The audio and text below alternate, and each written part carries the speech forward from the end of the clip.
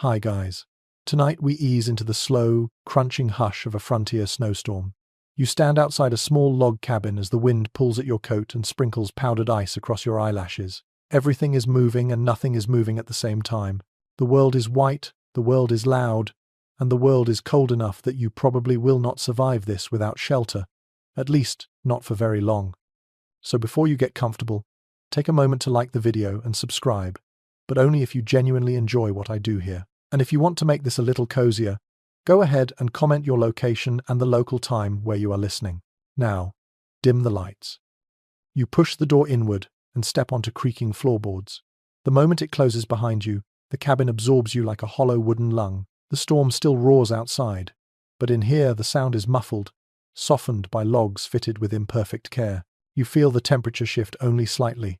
This is not warmth, it is simply less cold, but in frontier terms that counts as progress. The first thing you notice is the shadowy outline of the hearth. It is barely glowing, just a few embers resting in what looks like a cradle of blackened stone. You kneel beside it, breathing in its earthy scent. The air is chilly enough that every breath fogs in front of your face, drifting lazily before it disappears. Your fingers hover over the faint heat and you imagine all the pioneer families who crossed into nights like this one. No street lamps, no insulated walls, no thermostat, just timber, determination, and a kind of hope that feels almost reckless. A mainstream historical fact slips in, as you remember that, by the early 1800s, many cabins were built from green logs that shrank as they dried, which created cracks that whistled with freezing wind. The walls around you were never meant to be perfect. They were meant to be enough. You brush your hand along the nearest log and feel its ridges. The textures are sharp, almost splintery. There is no varnish here, only the scent of sap and old smoke. Pioneers stuffed gaps with whatever they had on hand. Moss, mud, straw, animal hair. Anything to stop the cold from creeping in. You lean close and catch the faint mustiness of old packing material. It is not comforting, but it is familiar to anyone who has spent time in cabins older than memory. You set your pack down and try to picture how you would sleep through a night like this. The answer comes slowly, drifting up from the room itself. First, you would listen. Listen to the wind wrapping around the cabin like a restless creature. Listen to the snow clumping on the roof in lazy thuds. Listen to the timbers answering each gust with their own chorus of groans. Frontier sleepers had no choice but to accept the noises that accompanied them. You are learning the same lesson now. A quirky little detail emerges as you notice a strip of old hide nailed over a gap near the door. Some pioneers believed certain animal skins blocked not only drafts but also malevolent winter spirits. Whether you believe that or not, the hide moves just enough to let you know the storm is still searching for a way in. Historians still argue whether such superstitions were rooted in European folklore or improvised frontier creativity, but the line between the two has always been blurry. You walk deeper into the cabin, where shadows gather in the corners. The boards beneath you complain mildly but hold. Every sound is amplified because the space is so small. You imagine huddling here for warmth, settling into the kind of sleep that is not restful so much as strategic. If you drift too deeply, the fire dies. If the fire dies, the night becomes dangerous. Sleep becomes a negotiation with nature, one that must be continuously renewed. You take another slow breath. The cold air prickles your nostrils. It is not clean in the modern sense, but crisp and honest. Wood smoke clings to everything. You begin to understand why pioneers often carried that scent with them, long after winter ended. It settled into hair, clothing, bedding, and memory. Sometimes it feels almost like another presence in the room, a familiar companion that follows you through the dark. You crouch beside the hearth again and tug your gloves off. Your fingers ache instantly. You press them near the shrinking embers, coaxing the faint warmth like someone trying to wake a sleeping animal. Pioneers often saved a single glowing coal for morning so they would not need to start a fire from scratch. It makes you wonder how many times someone scraped through the ashes in a half-asleep haze, whispering a plea that at least one ember was still alive. You feel that plea echo quietly under your ribs. A sudden gust rattles the roof and sends a puff of snow dust swirling through a crack. It falls onto your sleeve, melting instantly. The storm outside is relentless. You feel small in comparison, but the smallness has a strange tranquility to it. When you know you cannot dominate nature, you start learning how to rest within it. That is the lesson the cabin is teaching you now. You study the bed frame against the far wall, little more than a wooden platform. The mattress is stuffed with dried grasses and feathers that poke through the fabric in stubborn little quills. It looks uncomfortable by modern standards, but pioneers often preferred this over thick feather beds because the grass is insulated better when temperatures dropped. You run your hand across the blanket. It is coarse, heavy, and smells faintly of wool and smoke. Everything inside this cabin has a scent that reminds you of the land outside. Even the shadows seem to smell like pine and frost. Another gust shakes the walls. Your shoulders relax because you are beginning to understand the rhythm. Storm, creak, silence, repeat. You let the sound lull you, the way early settlers let it shape their breathing. A strange comfort settles in. The cabin may be small and imperfect, but it is not fragile. It has survived many winters before this one. You ease yourself onto the bed, feeling the uneven stuffing shift beneath you. Your body sinks just enough to feel held, but not enough to forget the structure beneath. You try to imagine drifting into sleep with the storm still raging. It would not be peaceful. It would be intentional. The kind of sleep where you accept that the world outside is wild and unpredictable, yet you remain steady at its center. The fire pops gently. You hold on to that sound as your senses begin to soften. The cold still nips at your cheeks, but it no longer feels hostile, just present, just real. You close your eyes and listen again. Wind, wood, embers. Your breathing falls in line with the steady pulse of the storm. The night has begun. You open your eyes again, just enough to see the glow shifting across the hearth. The fire is still only a suggestion of warmth, a faint orange pulse buried beneath grey ash. You rise slowly, your joints stiff from the cold, and move toward it. This is the moment every pioneer knew well. The fragile window between comfort and discomfort, between a tolerable night and a dangerous one. You crouch close and feel the chilly stones beneath your knees. The storm growls outside, but in here the world is focused on a handful of embers. You reach for the fire iron resting beside the stones. Its metal is icy against your fingers. You tap the ash lightly until the embers reveal themselves like tiny eyes blinking awake. A thin ribbon of smoke curls upward, carrying the familiar scent of wood and soot. There is a reason the hearth was the heart of every cabin. A mainstream historical fact settles into your thoughts as you remember reading that most early log cabins used open hearths without proper dampers, which meant heat escaped easily but still provided the only reliable warmth. You pile a few thin twigs around the embers and blow gently. Your breath creates a soft whoosh that spreads heat across your cheeks. The twigs catch, snapping in tiny protests, as flames lick upward. You add a thicker piece of wood, then another. Each one is precious, because pioneers measured firewood not in logs, but in hours of survival. A stack of wood was as valuable as stored grain, maybe even more so on nights like this. You sit back on your heels and let the warmth slowly reach you. It is not much, but it is enough to keep your fingers from stiffening. The light grows, illuminating the rough surfaces of the cabin. Shadows flicker across the walls in restless patterns. You can imagine how settlers often drifted off watching these same shifting shapes, letting them blend into dreams where animals prowled or spirits wandered. A quirky tidbit you recall is that some pioneers believed a fire that cracked loudly was speaking to them, offering warnings or blessings depending on the tone. You listen now, curious, but the fire speaks in a low, steady murmur. The wind slams against the cabin again. Snow hisses across the roof. You shiver instinctively even though the flames are beginning to build. You move your hands close, rubbing them slowly, absorbing whatever heat the fire is willing to share. You can feel the warmth radiating just far enough to thaw the tips of your fingers, but not far enough to reach your toes. Those remain numb inside your boots. You decide to pull another piece of wood from the small indoor stash.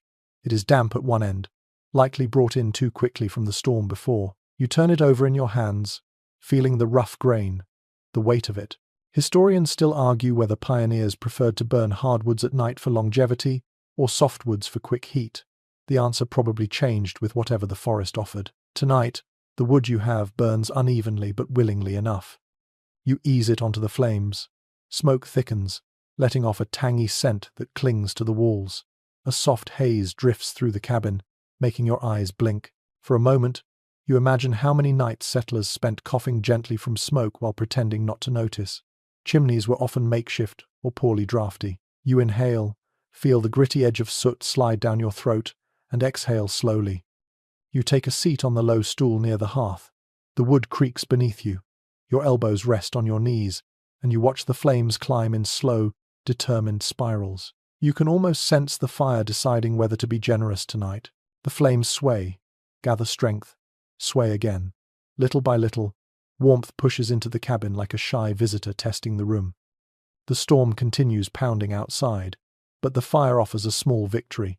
You can hear it cracking and shifting as it settles into a steady burn. That sound feels like reassurance, like a heartbeat returning to a tired body. You lean closer, letting the heat brush against your cheeks, and take in the dance of light on the uneven stones. Fire tending was a nightly ritual for every pioneer household. No one simply went to bed and let nature run its course. You smile a little at the thought. Sleep was earned, not expected, and tending the fire required patience, timing, and a kind of quiet optimism. You can feel that optimism now, warming you more than the flames themselves. You stand and stretch, feeling the warmth pool around the hearth area. It creates a kind of invisible boundary, a small zone where your body can remember what comfort feels like. Beyond that line, the cabin remains cold, the air biting and still. You move in and out of that warmth intentionally, trying to understand how settlers balance their nights. A few minutes by the fire, a few minutes back in bed, a few minutes bundling children tighter under blankets. Then back to the fire again because the logs burn too fast in weather like this. You place another carefully chosen log onto the flames. It settles with a heavy thump that sends sparks drifting upward. The scent grows richer, a mix of sap and smoke. It wraps around you in a way that feels oddly familiar even if you have never lived in a cabin like this. Maybe humans simply know the comfort of fire on an instinctual level. You take a deep breath and let your shoulders relax. Outside, the wind funnels through the trees, creating a low moan that rises and falls in eerie waves. Inside, the fire crackles, steady and rhythmic. The contrast is comforting. One sound is wild, the other tame. Together, they form a kind of lullaby that pioneers must have known by heart. You stare into the flames, letting your thoughts melt into their movement. The fire shifts from orange to gold, to deep red at its core. Each color pulses like a tiny world of its own. Sleepiness tugs at your eyes, but you know you cannot drift off just yet. Not until the fire climbs to a safer strength. For now, you breathe, you watch, you wait. The fire glows brighter, your hands warm, your chest loosens. The storm rages, but you feel grounded. The pioneers would recognize this moment. They lived it, night after night, storm after storm. You are simply borrowing it for a little while. You wake again to a sudden whistle of cold air slipping across the cabin floor. It glides along your ankles like a curious animal, then disappears as quickly as it arrived. You sit up slowly, rubbing your eyes, and notice the thin line of pale snow gathering beneath the wall. It is subtle, but unmistakable. The storm outside is testing every seam of the cabin, searching patiently for the smallest weakness. You step toward the wall and crouch, letting your hand hover over the faint draft. The cold brushes your skin like a whisper. Cabins like this one were never airtight. Historical records show clearly that early log homes were often built with logs that had irregular shapes, leaving spaces where wind could weave through during heavy storms. Pioneers sealed them as best they could, but nature always pushed back.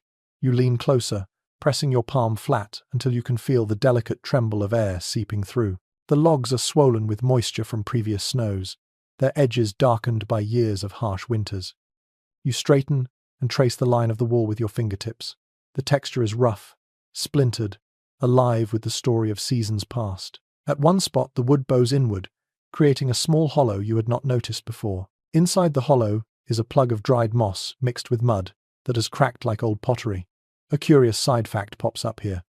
Some settlers in remote regions added animal fur or shredded bark into their chinking mix when storms intensified because these materials expanded slightly when damp, helping block troublesome gaps.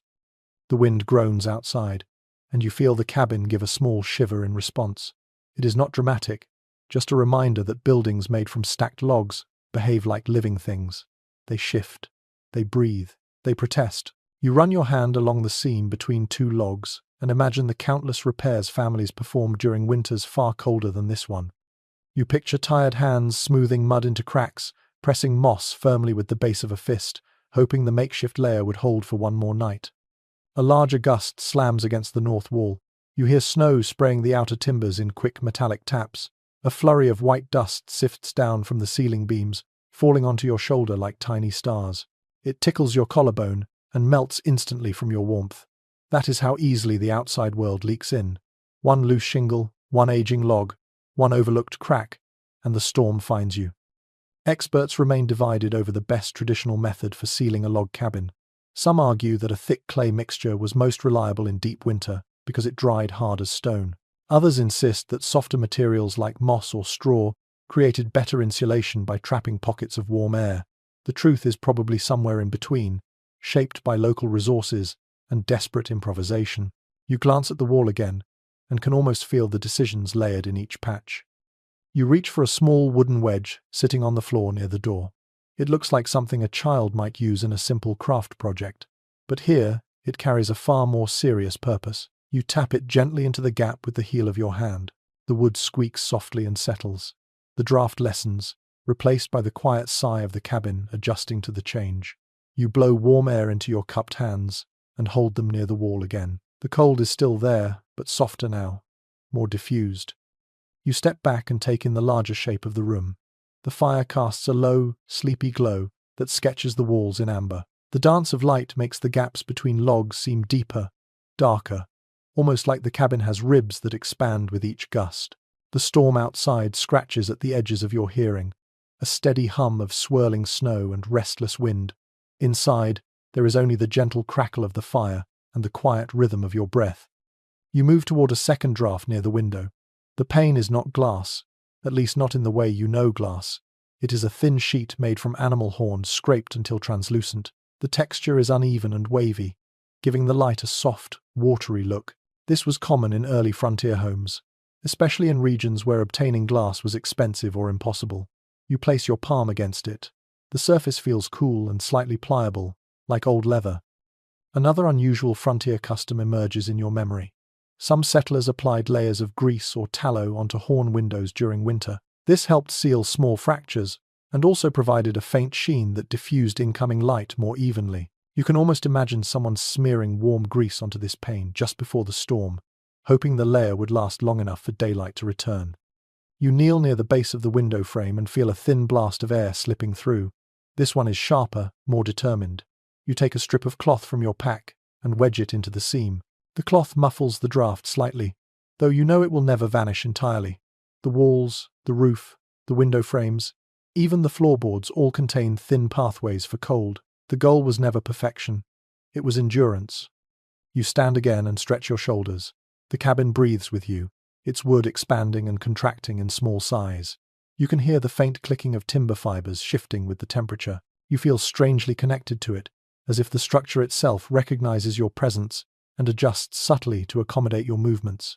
You inhale the smell of old bark, soot, and packed earth. The air is dense with the sense of human survival. You return to the hearth, warming your hands again. The fire now burns steadily, sending soft waves of comfort into the room. You let your gaze drift across the floorboards, where narrow lines of pale snow show the draft paths. They glimmer faintly in the firelight before melting. You imagine a pioneer mother or father watching the same phenomenon decades ago, making small mental notes on where repairs needed reinforcing come morning. Your eyes wander to the ceiling beams. They are thick, uneven, and darkened with time. You spot a tiny icicle forming at the joint where roof meets wall. It hangs like a fragile ornament, trembling with each new gust. You tilt your head, studying it with mild fascination. It will melt soon, but it is a perfect reminder of how thin the line is between outdoors and indoors in a cabin like this.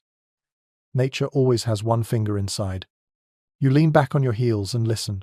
The storm howls, the cabin creaks, the fire whispers. Together they form a conversation, one that pioneers knew by heart. You hear the rhythm, the push and pull of pressure against timber, the subtle groan of warming logs, the thrum of wind squeezing through hairline cracks. It is a strange harmony, but it calms you. You sit on the edge of the bed again, feeling the chill of the mattress rise into your legs. The blanket lies rumpled at your feet. You pull it over your lap and sink back, letting the fire's glow reflect in your eyes. The drafts still slip around the room, tracing your cheeks like cold fingers. But now they feel almost gentle, like the cabin's oldest ghosts checking to see if you are still awake. You breathe slowly. You feel the cold. You hear the storm, and you accept that the frontier way of sleeping was not about escaping nature. It was about resting inside it. You rise from the bed again, stretching your stiff limbs as the cold tiptoes up your spine. The fire behind you pops softly, offering a small comfort, but your attention drifts toward the far corner, where the bedding materials wait in a haphazard pile. You move toward them slowly, feeling the cabin floor groan beneath your steps. The air is colder back here, untouched by the hearth's glow. This is where pioneers shaped their nests for the night, arranging whatever materials they had to create something that resembled rest. You kneel beside the bedding and lift the top blanket.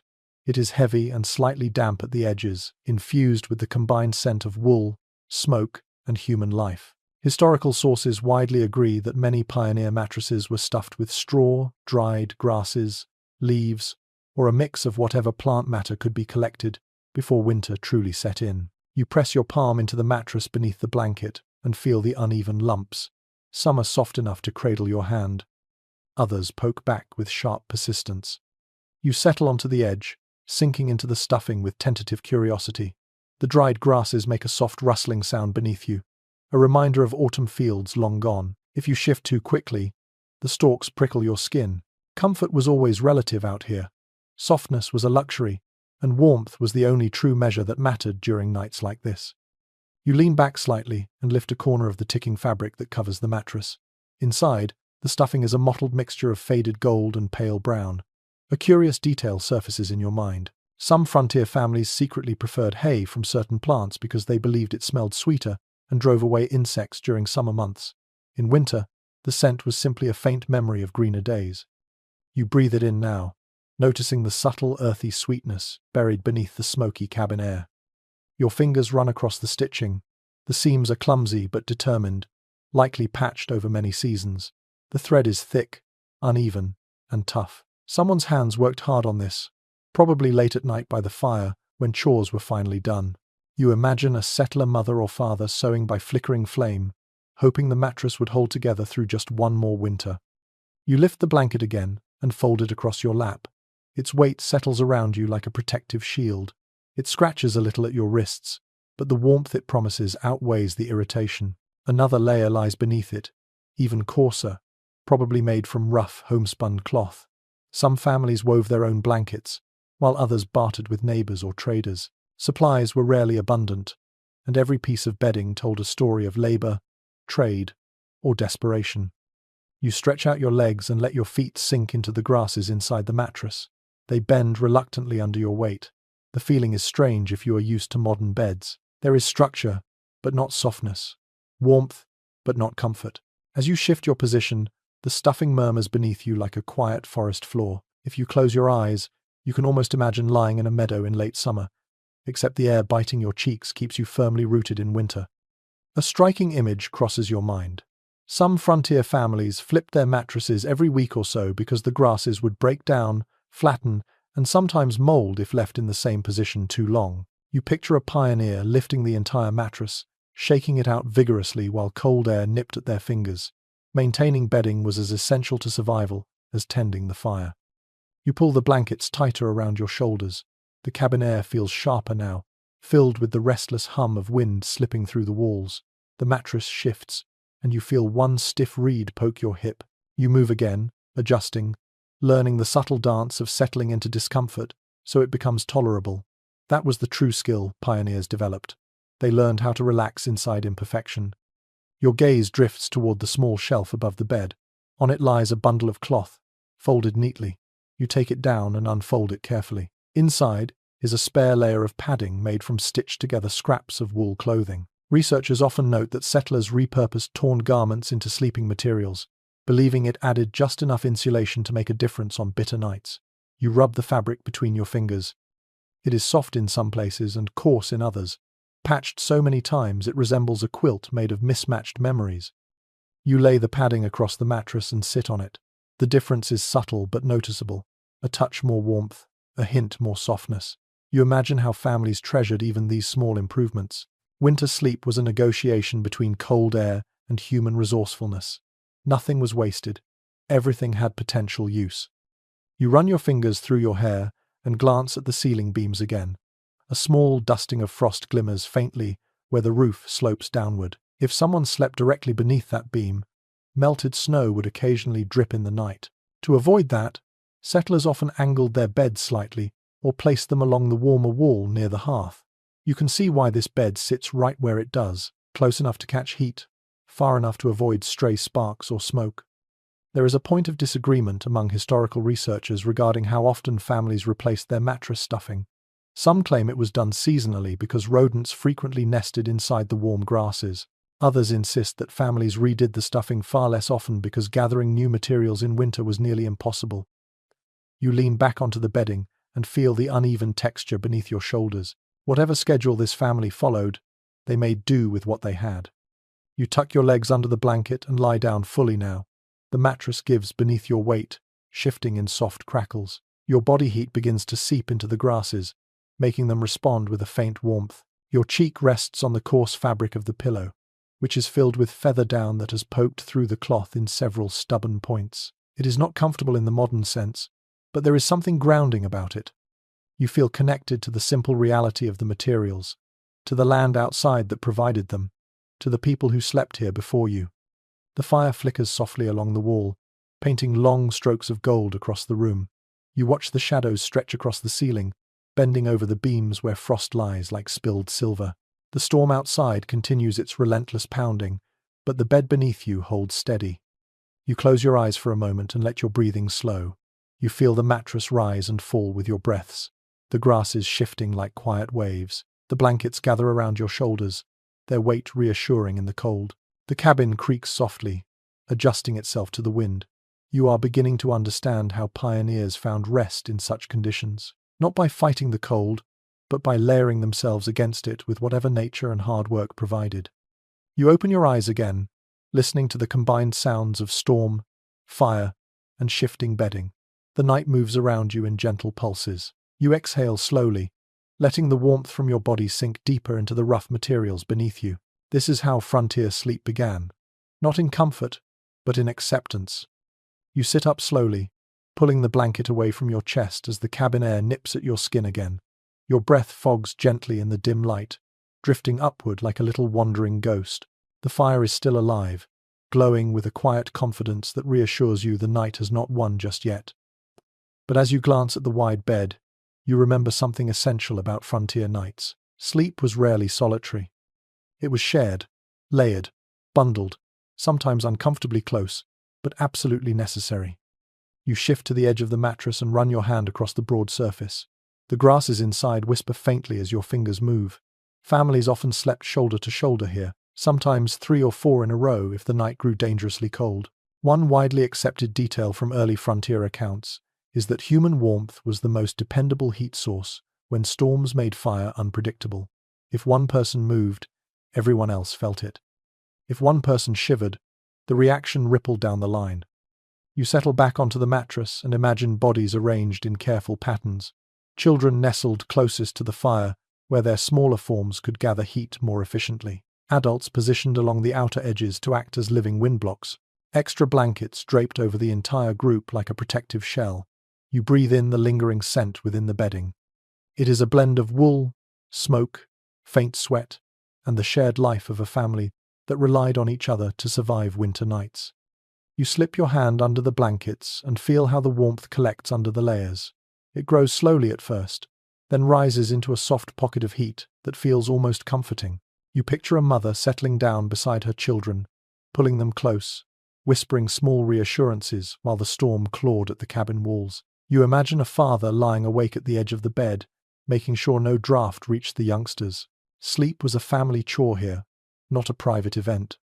You shift again, curling your knees slightly as if making room for someone beside you. The bed responds with a subtle creak. A curious old custom surfaces in your memory. Some settlers placed heated stones or warmed bricks between blankets before everyone crawled into bed. The stones radiated just enough heat to keep toes from freezing. If one slipped out or cracked during the night, the sound could wake the entire cabin. You reach over and tap the place near your hip where such a stone would sit. The idea makes sense. Cold feet can ruin even the bravest sleeper's night. You pull the blankets higher, letting them fall heavily across your shoulders. Their combined weight presses you down in a steady, reassuring way. For a moment you feel held by the same routine countless families once practiced. You shift your gaze to the doorway.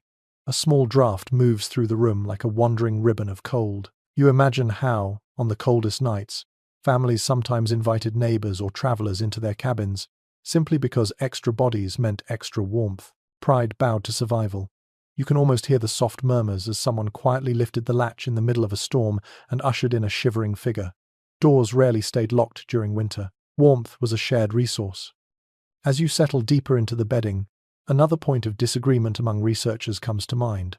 Some historians insist that families slept in tight clusters every winter night, regardless of storm strength. Others believe these group arrangements were reserved for the harshest conditions, when temperatures threatened to reach deadly lows. Without diaries from every household, no firm answer exists, but both possibilities feel believable as you lie here sensing the cold pressing in on all sides. You slide your hand across the mattress again, feeling the uneven terrain beneath the blankets. You imagine how difficult it must have been for a large family to sleep without anyone tossing and turning. Every movement caused a ripple. Every cough echoed. Every shift of weight made the grasses inside the mattress rustle loudly. Still, closeness was not a nuisance. It was a necessity. You pull one blanket corner toward you and study its weave. The thick wool fibers catch the firelight in tiny glints. Someone repaired a section near the edge, stitching in a patch of mismatched fabric. You picture the needle passing through cloth by firelight, guided by tired fingers determined to keep the family warm. A sense of gratefulness fills you, even though the blanket does not belong to you. It is heavy with purpose. You lie down fully now, resting your head on the pillow once more. The feathers shift beneath your weight, rustling softly. You pull the blanket across your chest and imagine 2 or 3 small bodies pressed close against your side, drifting into sleep with quiet breaths. Warmth would build slowly between you, rising like a shared heartbeat. Even now, alone, you can feel how the blankets trap the heat you exhale, forming a small pocket of comfort around your face. The storm rattles the window, and a soft whistle creeps through the gap near the frame. The air touches your cheek like a cold fingertip. You tuck yourself deeper under the covers, mimicking the instinctive movements of families who huddled together whenever a cold draft pierced their careful arrangements. The bed becomes a living thing, shifting and adjusting with every inhale and exhale. You look across the cabin once more, noticing how the shadows stretch across the opposite wall. The fire reflects off the wooden timbers in soft ripples. The cabin settles again, giving a small groan that sounds almost like a tired sigh. You breathe deeply, letting the warm air beneath the blankets fill your lungs. Shared warmth, shared breath, shared survival. Your eyelids grow heavy as the fire hums quietly behind you. You understand now that sleeping through a frontier snowstorm required more than blankets, more than fire, more than grit. It required closeness, human warmth woven into the rhythm of the night. You exhale slowly, letting that warmth cradle you, even if only imagined. This is how pioneers drifted into sleep, not alone, but together. You rise again from the bed, rolling your shoulders to loosen the stiffness that settled there during the last stretch of quiet.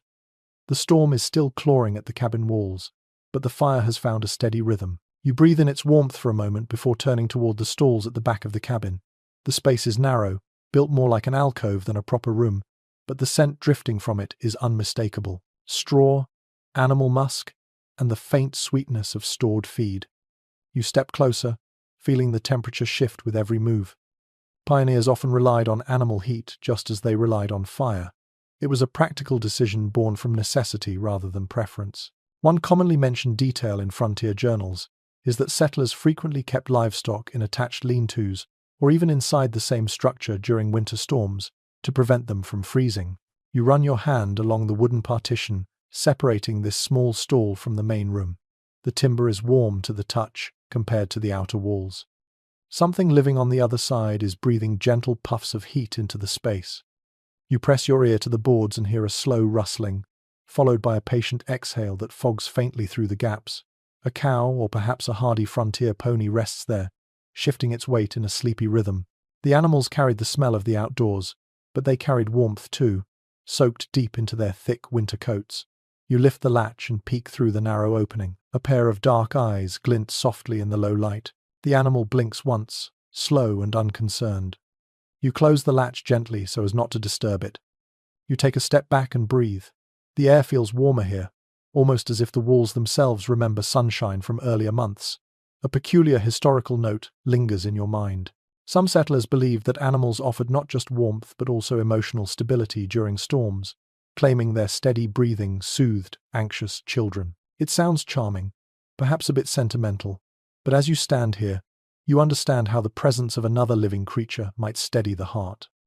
A soft scraping sound pulls your attention downward. A chicken, ruffled and half asleep, hops lightly atop a straw-filled crate near the stall entrance. Its feathers puff out in a defensive ball against the cold. You crouch and hold your palm outward, letting it decide whether to approach. It merely blinks at you, settling its head under one wing. The faint heat radiating from its small body surprises you. Even the smallest creatures contributed to the overall warmth of a frontier household. You rise again and brush straw from your knees. Your breath creates pale clouds in the air, but the cold is less sharp here than beside the door or window. You glance along the floor, noticing how straw has worked its way into cracks and corners. Settlers often spread it deliberately to help insulate the floor or to cover drafty gaps between the boards. The straw crunches softly beneath your boots as you shift position. Your attention returns to the wooden partition. It is built from mismatched planks, some smooth and freshly cut, others older and weathered with knots and dark stains. You run your fingers across the edges. A curious offbeat detail surfaces in your thoughts. Some families hung quilts or old coats along the stall wall to create a sort of extra insulating barrier. It trapped warm air from both animals and people, forming a crude but effective microclimate. You study the wall and imagine a faded quilt hanging there long ago, its colors muted by smoke and time. A gust of wind slams into the cabin suddenly, rattling the door and sending a quick jolt of cold air skittering across the floor. You brace yourself instinctively. The livestock behind the partition reacts with a low, groaning shift of weight. You listen to the faint clink of a chain or harness settle back into place. The presence of the animals somehow makes the cabin feel sturdier, as if their quiet endurance strengthens the home itself. There is ongoing scholarly discussion about whether animals inside the cabin posed more risk than benefit.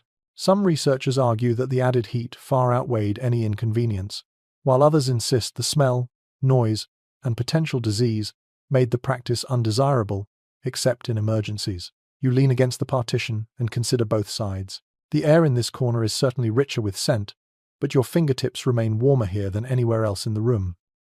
On a night like this, practicality would have won the argument. You step closer to the stall again and place your palm against the wood. You feel a gentle vibration as the animal shifts.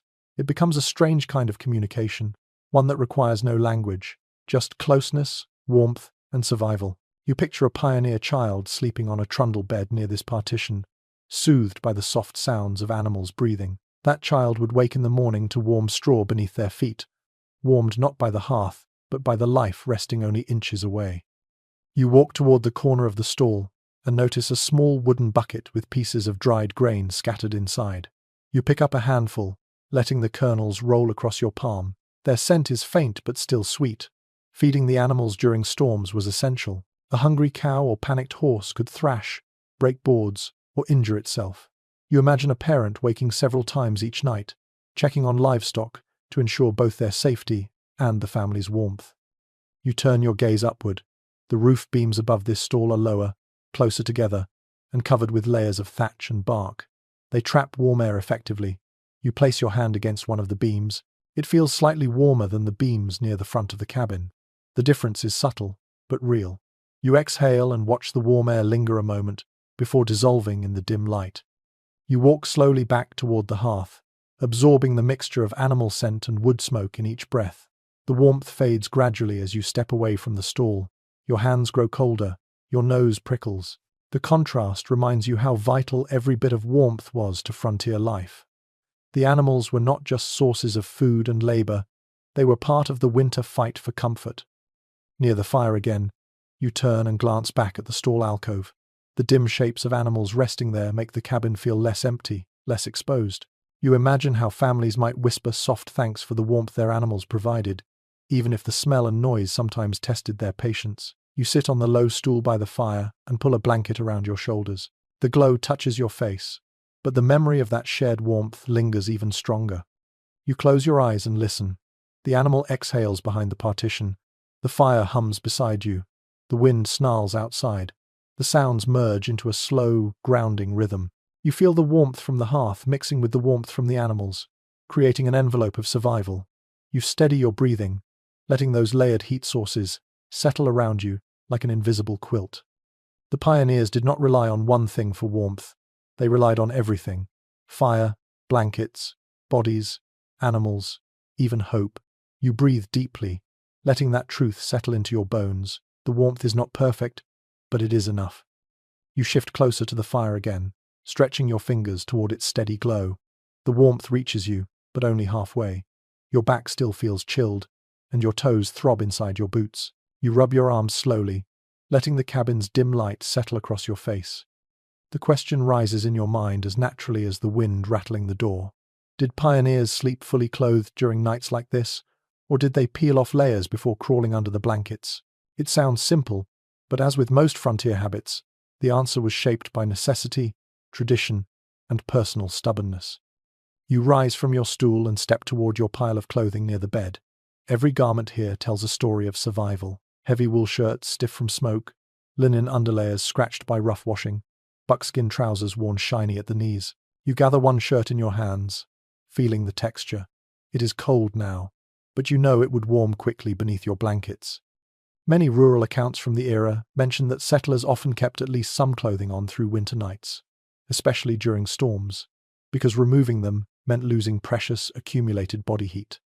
You hold the shirt to your chest and picture a family preparing for bed, a father shrugging off only his outer coat while keeping on his woolen layers, a mother loosening her stays but keeping her chemise and skirts to protect her from drafts, children sliding into bed still wearing their stockings to keep their toes from aching in the cold. You smooth the fabric with your thumbs and imagine how scratchy it must have felt when damp, yet how protective it became during deep winter.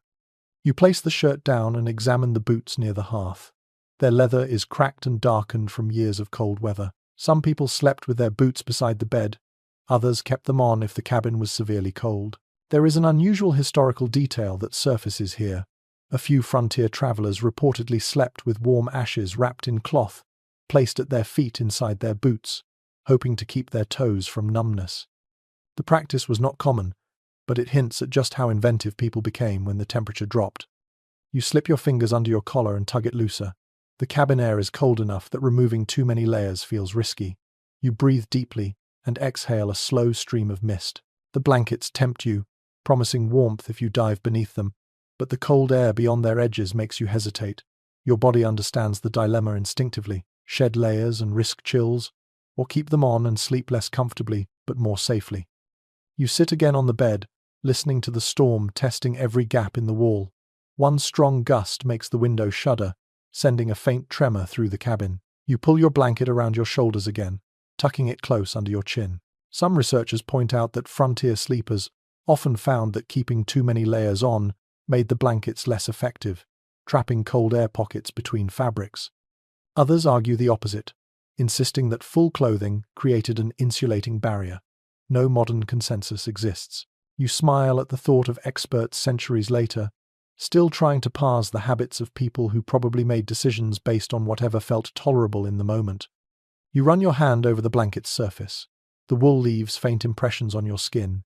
It is rough, but familiar, like something you've known in dreams. You lift the edge and slide your legs beneath it, feeling the gradual warmth build in the space around you. Clothing or not, the blankets do much of the work. Their weight alone anchors your body and tells your nerves it is safe to settle for a while. You pull your knees close and curl your toes. Movement helps restore a bit of heat. You picture a child doing the same under the covers, wiggling their legs to shake off the cold before settling into a stillness shaped by exhaustion. You imagine siblings elbowing each other for space, tugging blankets greedily over themselves, kicking off straw or feathers. Sleep was rarely peaceful here, but it came eventually, even if it came slowly. You look toward the door again. The faint draft, sliding across the floor, makes your ankles twitch. You tuck your legs deeper under the covers and pull the wool up to your shoulders. It creates a cocoon of warm breath and soft darkness. You lift your hands and press them against your chest, feeling the heat building beneath your underlayers. Whether fully clothed or half undressed, pioneers did what you are doing now, balancing warmth and comfort within the rules nature allowed. As you settle deeper, you take in the layered scents of the bedding: wool, steamed breath, smoke, and the earthy undertone of dried grasses below. These smells formed the backdrop of frontier nights. Clothing simply carried those scents closer to the skin. Some families likely slept dressed out of habit, others out of fear of sudden emergencies. If a fire dimmed or a predator approached or snow blocked the door overnight, being dressed could save precious minutes. A small point of debate appears in your thoughts. Certain diaries from northern settlements hint that people occasionally slept nude under heavy blankets because they believed their body heat stayed more concentrated. Meanwhile, other regions condemned the practice as unhealthy or impractical. The truth probably shifted with geography, culture, and the thickness of available bedding. You adjust the blanket over your shoulder and imagine the range of choices made in similar cabins across the frontier. Your gaze drifts to the fire, now a steady red glow. The warmth feels distant from the bed, but the cabin has settled into its own gentle rhythm. Wind, wood, fire, breath, all of it flowing together like a slow chant. You lean back into the mattress, letting the grains beneath whisper faintly as they adjust to your shape. You loosen your collar further and tuck your hands beneath the blankets. Your clothing cracks softly as the fabric warms. For a moment, you feel the tension leave your shoulders. You begin to understand why settlers debated these nighttime habits so passionately. It was not about luxury. It was about survival disguised as routine. You let your breathing slow, letting your layers hold in the heat you've gathered.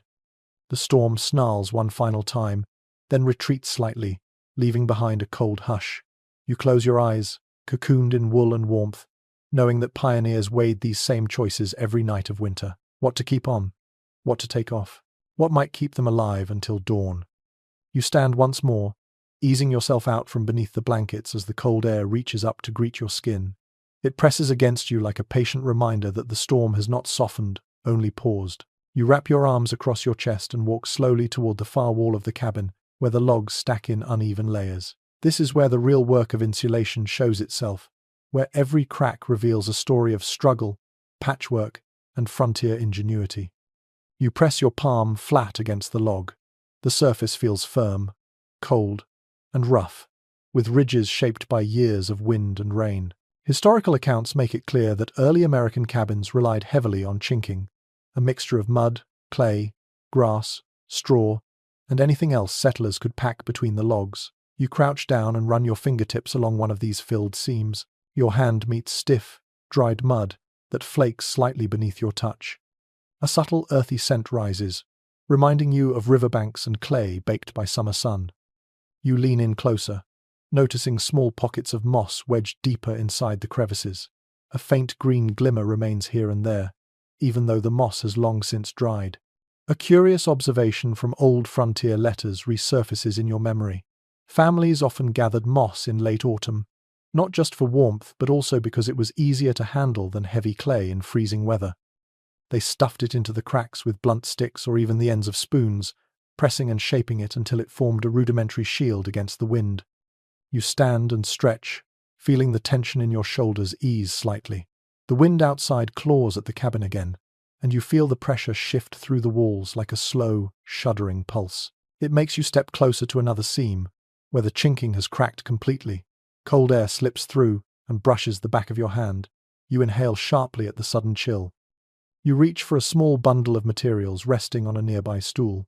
Someone has gathered dried grass and a handful of soft bark shavings, ready for patchwork. You take a piece of grass, roll it between your fingers, and marvel at how something so delicate could help hold back winter. There is an offbeat historical note you recall here. Some settlers mixed animal dung with the mud, creating a stronger material when dried.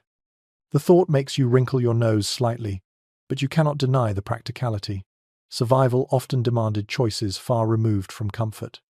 You stuff a bit of grass into the crack, using your thumb to wedge it deeper. The grass snaps softly, shifting into place. You tap it a few times until the draft weakens. The process feels strangely grounding.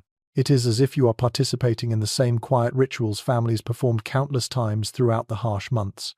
There were no elegant tools, no store-bought solutions, just whatever the land offered. You step back and observe how the firelight paints the wall in warm amber strokes. The logs glow in uneven patterns, their textures standing out like layers of history carved into wood. Some parts bulge outward, others dip inward. No two logs are the same. That irregularity was part of the challenge. Pioneers shaped their insulation around imperfections, rather than expecting perfection from their homes. You move toward the corner, where a strip of hide hangs loosely over a wider gap. The hide is stiff, worn, and patched in places. You lift it gently. Behind it, the wind whistles through a hole the size of your palm. You let your hand hover there, feeling the icy breath push against your skin. This opening would have frozen the feet of anyone sleeping nearby. You lower the hide back into place and feel the temperature soften immediately. You remember reading that some settlers believed hides from certain animals blocked cold more effectively because they retained natural oils. They also hung them over doors and windows during storms, creating makeshift curtains that sealed in heat. The hide in your hand smells faintly of smoke and old leather. It carries the weight of many winters. You adjust the hide, tucking its edges more firmly under a wooden peg. The draft weakens. Warm air from the hearth slowly pushes into the space, reclaiming it inch by inch. Your fingers throb gently from the cold, but you feel a sense of accomplishment. These adjustments mattered. Even the smallest repair could shift the balance of comfort during a storm. You stand again and walk toward the window. The pane, made from horn or oiled cloth, quivers faintly in the wind. You feel a thin line of cold air sneaking through its edges. You press your hand along the frame, noticing where the wood has shrunk over time. The natural expansion and contraction of logs throughout the seasons created new problems each year. It was a living structure, never truly finished. A point of disagreement among researchers returns to your thoughts. Some argue that cabins insulated with moss and clay held warmth better than those that relied more heavily on animal hides and cloth. Others believe it depended entirely on the moisture levels of the materials, with drier mixtures performing best. Standing here with your hand resting on the chinking, you suspect the answer varied wildly from cabin to cabin, storm to storm, and family to family. You gather another handful of grass from the stool and push it into the weakest corner by the window. The scent of dried vegetation fills the air for a moment. You inhale deeply, taking in the mixture of earth, smoke, and winter. You smooth the grass with the back of your hand, pressing firmly until the draft fades into a whisper. You turn your attention upward, where the ceiling meets the outer wall. Frost clings to the beams in delicate patterns, glittering softly in the firelight. You reach up and touch one of the beams. It feels cold, but slightly warmer than the logs near the door. Warm air rises, even in a cabin full of drafts. You follow that warmth in your mind, imagining how families often hung extra cloth or blankets across beams to trap heat near the sleeping area. You sit on the bed again and pull the blanket across your lap.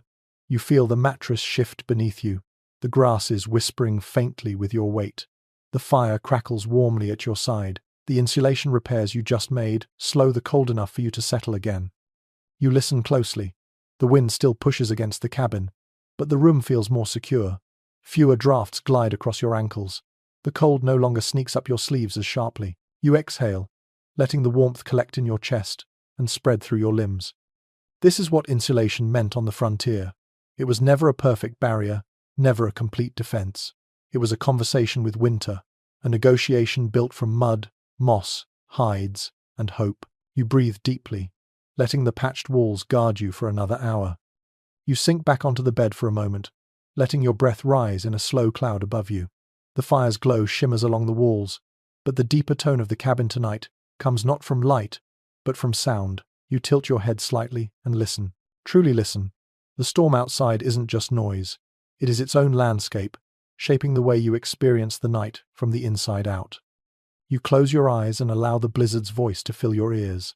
The wind moves across the cabin like a restless chorus, rising in long howls, dipping into low moans, then breaking into sharp rattles against the wooden walls. Some frontier diaries mention how these storms created a soundscape powerful enough to alter sleep patterns, with people drifting in and out of rest in rhythm with the wind. You hear that rhythm now, slow and rolling, like waves crashing against a lonely shore. You stand, walk toward the center of the room, and place your hand gently against the wall. The vibrations shift beneath your fingertips. Each gust hits the cabin with a different cadence, one quick and sharp, another long and twisting, curling around the structure like fingers seeking purchase. You inhale, feeling the hum of the storm travel through your bones. This kind of sound could lull a person into sleep or keep them awake for hours, depending on its temperament. You take a step toward the window and pause. A thin wail slides across the horn pane, swirling like a violin bow drawn too hard across the strings. The storm seems to use every surface as its instrument. Historians often note that blizzards in the frontier regions could produce eerie, almost musical tones when wind passed through tree branches, cabin gaps, or uneven roof shingles. You hear that now as subtle whistles scatter across the rafters. You crouch beside the bed and listen again. The grasses inside the mattress rustle faintly as the cabin shifts. Even the bedding joins in the nocturnal chorus. You lie back and close your eyes. The sound of wind pelting the door resembles handfuls of sand thrown with desperate force. The roof sighs with long groans each time snow slides off its surface. Every sound in this place is alive. A peculiar anecdote from old settlement letters slips into your thoughts. Some families insisted that wolves howled more during storms because the wind distorted distant noises, causing animals to respond to echoes that were not truly there. It is hard to know how accurate that claim was, but as you listen to the storm's layered voice now, you understand how easily the frontier mind could imagine unseen creatures joining the night. You lift your head slightly, straining your ears for subtle differences. Beneath the wind's roar, you catch the rhythmic tapping of snow pellets bouncing off the roof. The pattern changes with each gust, sometimes slow and heavy, sometimes fast, like frantic fingers drumming on a table. You imagine a child listening to this same pattern in a time long past, trying to guess the size of the snowflakes from the sound alone. You breathe in deeply and taste the cold air on your tongue. Even sound seems to have a temperature tonight. The lower groans feel heavy and frigid, while the high whistles feel sharp and icy. The cabin revels in its conversation with the storm, creaking and cracking like an old storyteller responding with well-practiced cues. You run your hand along the bedpost, feeling it tremble faintly with every shift in the blizzard's rhythm.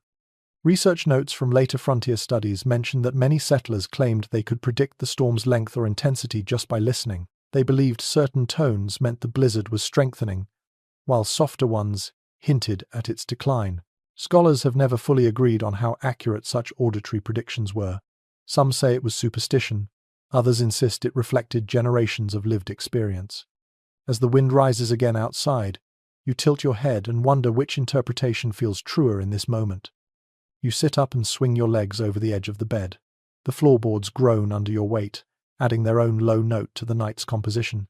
You walk toward the hearth. Each step echoes through the quiet spaces between gusts. The fire crackles softly, offering a gentle counterpoint to the storm's aggressive orchestra.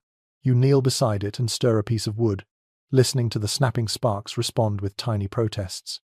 For a moment, you imagine yourself in a classroom with the storm as your teacher, explaining the art of frontier sleep.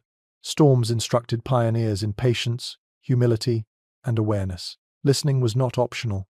It was a skill. You shift position, letting the fire warm your knees, and return to that listening now. The storm changes again. A deep rushing sound builds in the distance, swelling like a wave that grows larger and larger. You brace yourself just as the wind slams into the cabin, rattling the entire structure. Snow bursts against the windows in rapid bursts. The roof lets out a low groan that vibrates the walls. You press your palm to the nearest log, feeling it shiver beneath the winter's force. But the cabin holds. It always holds. You stay there for a long moment, letting the wind's roar wash over you. When it passes, the quiet feels immense. Not silence, but a softer lull. The fire crackles louder now, as though relieved to hear itself again. You listen to the faint hiss of snow moving across the ground outside. It reminds you of sand sliding in an hourglass, marking the passing moments of the night. You walk back to the bed, the floor beneath your feet cool and trembling. You crawl beneath the blanket and let it fold around your shoulders. The soundscape continues, but now it feels almost comforting. The storm has rhythms within rhythms, each one rolling through your mind in steady pulses. You exhale, letting your breath blend into the night's music. You look upward toward the rafters. The wind slips through the eaves with a soft, fluttering murmur. It almost sounds like wings. You imagine birds huddled in nearby trees, riding out the storm with their feathers puffed and eyes half closed. You picture them swaying on branches that creak just like the cabin beams above your head. You close your eyes again, letting the sounds wrap around you. The blizzard, the cabin walls, the fire, your own breathing. It all blends into an ancient lullaby, one that rocked frontier families to sleep whether they wanted it or not. You let your muscles loosen, allowing the storm's voice to guide you into a softer state of mind. Inside this wooden shelter, you are part of a long lineage of listeners, people who slept through storms not despite the noise, but with it. people who let the wind sing them through the night. You shift upright again, rubbing the sleep from your eyes as the storm murmurs along the roof in long strokes of wind. The fire is holding steady, glowing in warm pulses that reach the center of the room, but fade before touching the far corners. You stand, stretch your back, and let your gaze wander across the small cabin. Now you begin to notice the purposeful placement of everything inside it, and how those choices shaped the way pioneers slept on nights exactly like this. You take a slow walk toward the opposite wall. The floorboards creak beneath your feet, announcing every step. You pause by the hearth, which occupies the most central and commanding position inside the cabin. It is not just for cooking or heat, it determines where every person sleeps. Historical writings from frontier settlements consistently point out that families positioned their beds as close to the fire as possible, often angling them to capture maximum warmth without risking stray sparks. You trace that angle with your eyes and feel how intentional it is. You glance at the bed you've been using. It rests in the warmest quadrant of the room, far enough from the draft creeping under the door and shielded from the most vulnerable gap under the window. That choice could have meant the difference between a tolerable night and waking with chilled lungs. You sit on the mattress, press your palm into it, and feel the lingering heat your body has left behind. You look around again, studying the cabin's layout with fresh awareness. There is the main bed frame, wide and long enough for 2 adults, and perhaps a child tucked along the inner edge. But look closer. Beneath it lies a trundle bed, barely noticeable in the dim light. You kneel and slide it out a few inches. Its wooden slats groan softly. A thin mattress lies atop it, stuffed with straw even coarser than the one on the main bed. This was where children or elderly relatives slept, close enough to reach for safety but far enough to give adults room to turn. You push the trundle back gently and stand, wiping straw from your fingers. On the opposite side of the room sits a small platform raised with a few rough planks. You walk toward it. This simple structure could have served as a third sleeping space, especially during severe weather, when families or guests needed to stay together. The platform is cold to the touch, but its height above the floor would have kept sleepers slightly warmer, since cold air pools low. You turn your head toward the main doorway. A small bench rests nearby, smooth from years of use. You tap its surface softly. Some frontier accounts mention that, on bitter nights, solitary travelers were invited to sleep on benches like this, wrapped in spare blankets or old coats, a small but meaningful gesture of hospitality. You can almost picture a weary neighbor sitting there, boots still on, drifting in and out of sleep to the sound of storms just like this one. Your eyes drift upward to the loft.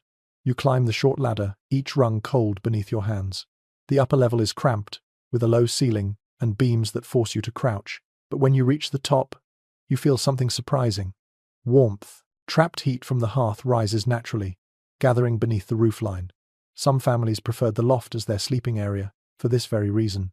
Written recollections from the time note that children often slept up here year-round, their laughter or squabbles drifting through the cracks between the boards.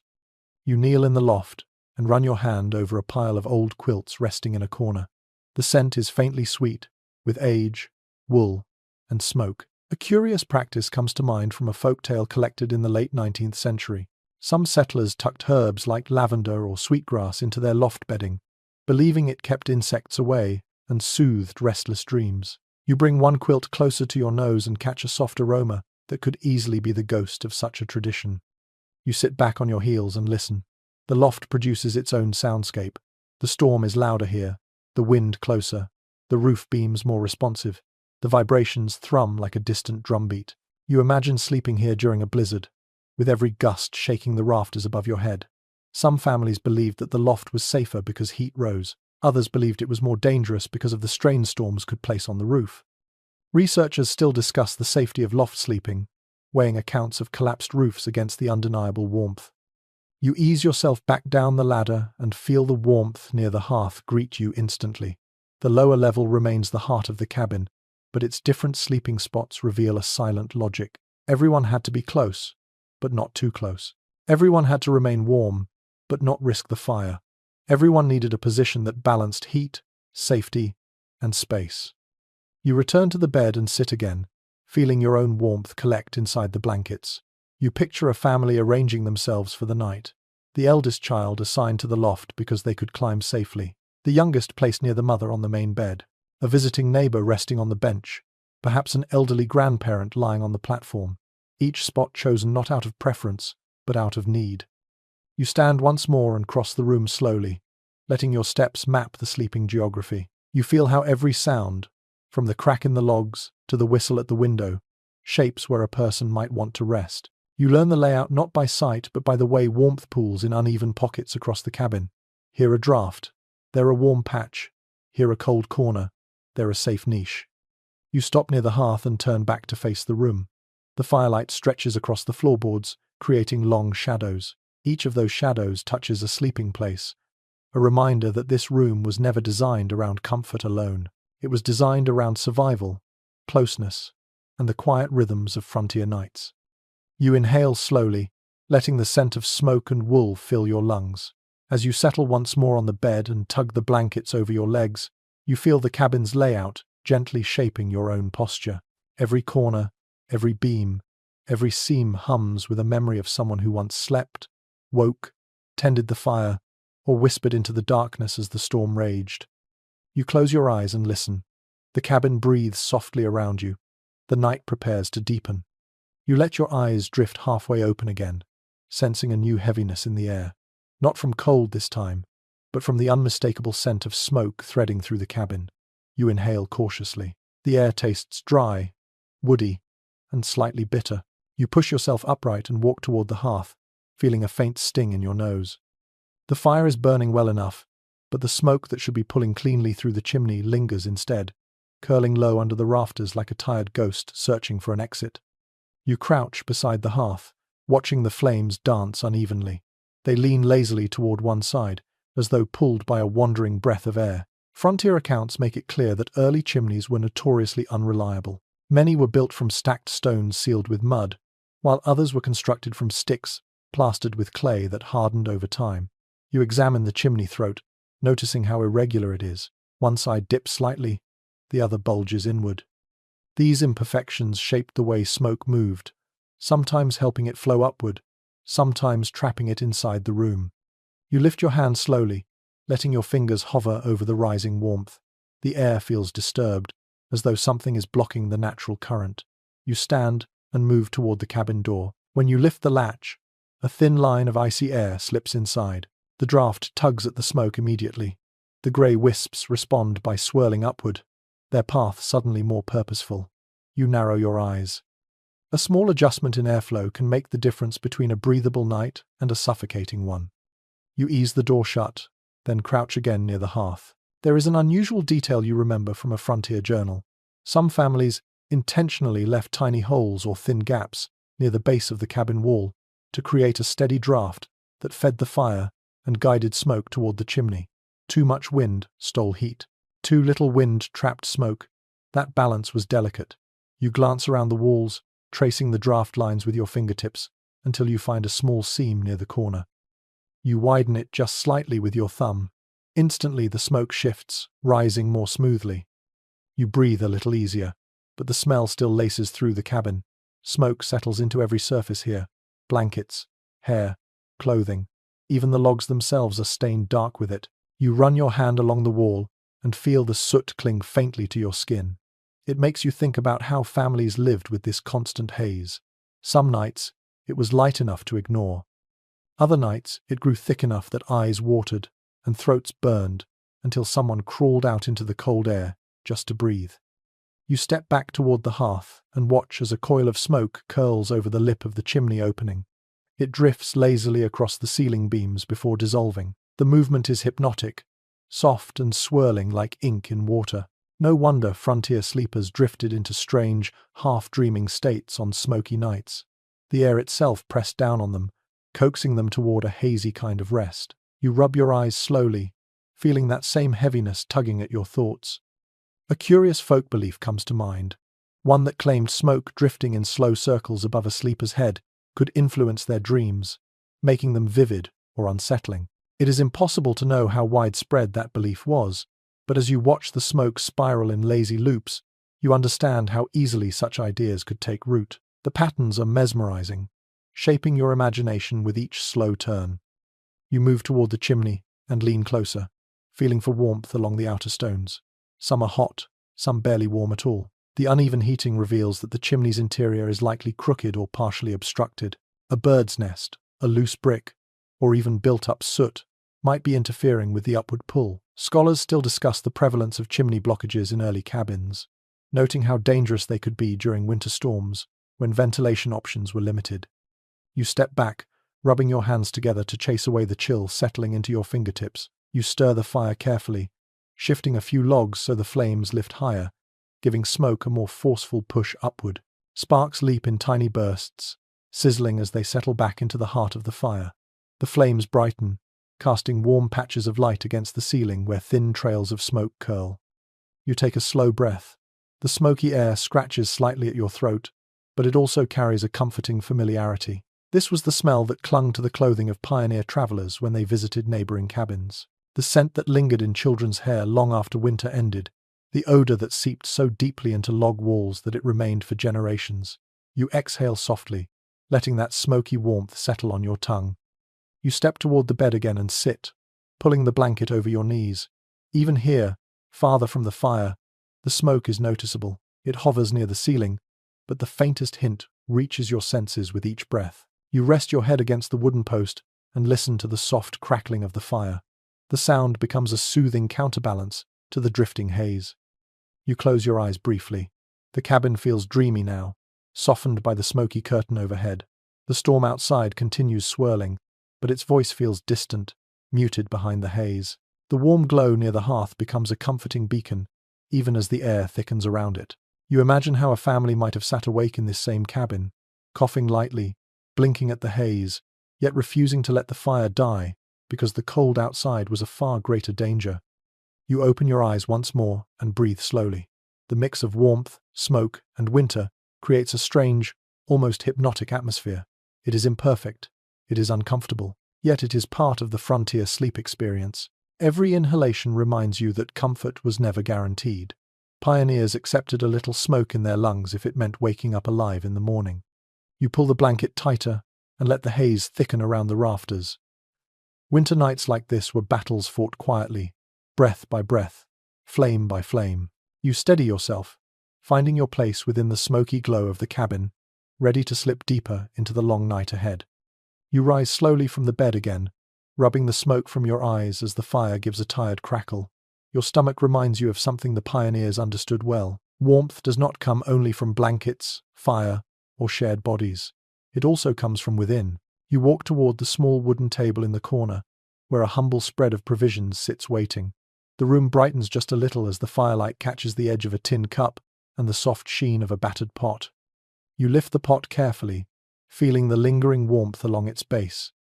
The scent of broth clings to it, mild but comforting. Frontier records often highlight the importance of a hot meal before bed on winter nights. A simple stew, a thick porridge, or even warm milk could raise a person's core temperature enough to help them last through the coldest hours. You tilt the pot and watch a small wisp of steam rise. The smell is earthy, full of root vegetables and a hint of herbs. You pour a little into the cup and cradle it in both hands. The metal is warm enough to sting your palms slightly. You sip slowly. The liquid spreads heat through your chest, moving like a gentle wave from your throat down to your stomach. You feel the warmth radiate outward toward your arms and legs. It is subtle but steady. You imagine a family sitting at this same table after a long day, sharing a modest but hot meal, knowing it might be the difference between restless shivering and a few hours of real sleep. You breathe in the steam rising from the cup, closing your eyes for a moment as the aroma settles around you. There is a tiny sweetness hidden in the broth, perhaps from carrots or dried apples added to stretch the meal. A curious anecdote from a pioneer diary flickers in your memory. Some families mixed molasses into hot water to create a simple makeshift tonic that warmed the body quickly. You imagine the taste, thick and comforting, poured into wooden cups just before bed. You set the cup down and look across the table at a loaf of coarse bread. Its crust is dark, its shape uneven. You break off a piece and chew slowly. The texture is dense, gritty, but satisfying. The warmth in your stomach grows as you eat. You run your fingers across the loaf and imagine the work required to make it. Grinding grain by hand, kneading dough in a cold room, letting it rise near the fire. Something so simple carried hours of labor. You return to the pot and stir its contents with a wooden spoon. A few pieces of dried meat float near the surface, swollen and soft. The smell deepens as you stir. Many settlers believed that a fatty meal kept the body warmer through the night, and evidence from nutritional studies suggests they may have been right. You lift a piece of stew toward your mouth and let it dissolve on your tongue. Salt, smoke, earth, warmth. The flavors feel like part of the cabin itself. You stand again and move toward a small shelf where herbs hang in dried bundles. Their shadows sway slightly in the draft that slips through the rafters. You reach up and brush your fingers over one of the bundles. The scent of mint releases instantly, sharp and cooling. Another bundle smells like sage. A lesser-known practice from frontier households comes to mind.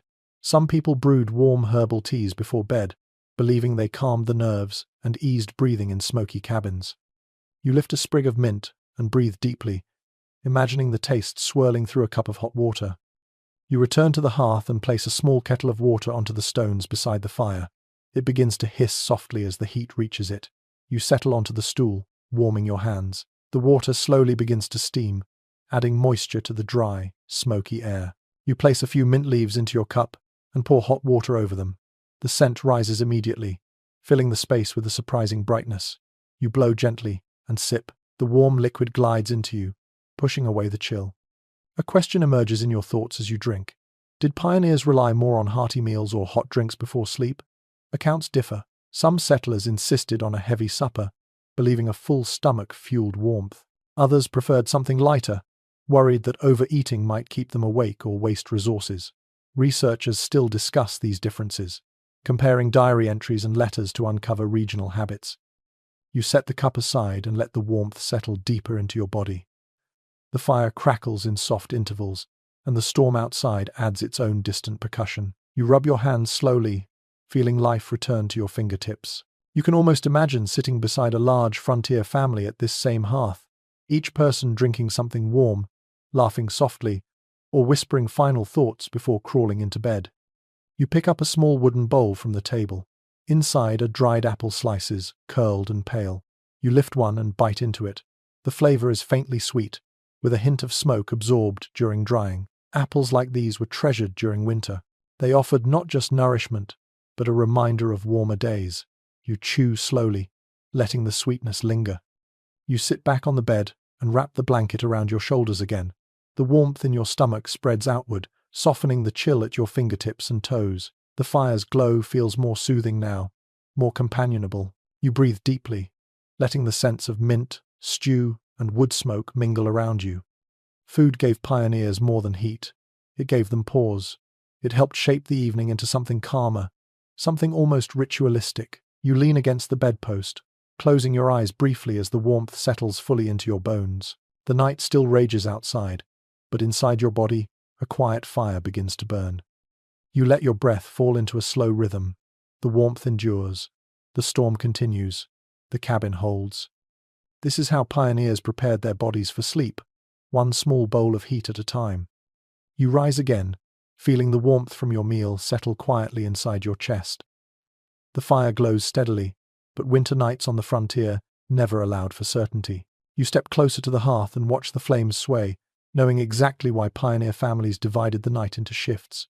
Someone always had to stay awake. Someone always had to guard the room against the cold, the darkness, and the unpredictable pulse of the storm. You crouch near the hearth and feel the heat brush your cheeks. Frontier accounts frequently describe families taking turns tending the fire through the night, especially when heavy snowstorms threatened to smother warmth or smother entire cabins.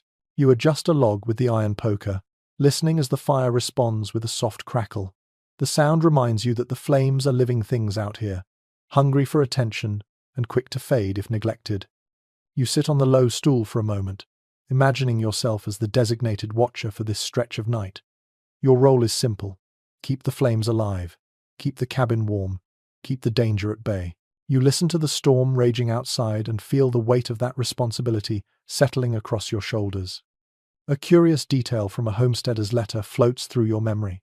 Some families believed that whoever served the first watch had to whisper a brief blessing or good wish to the fire, encouraging it to stay lively.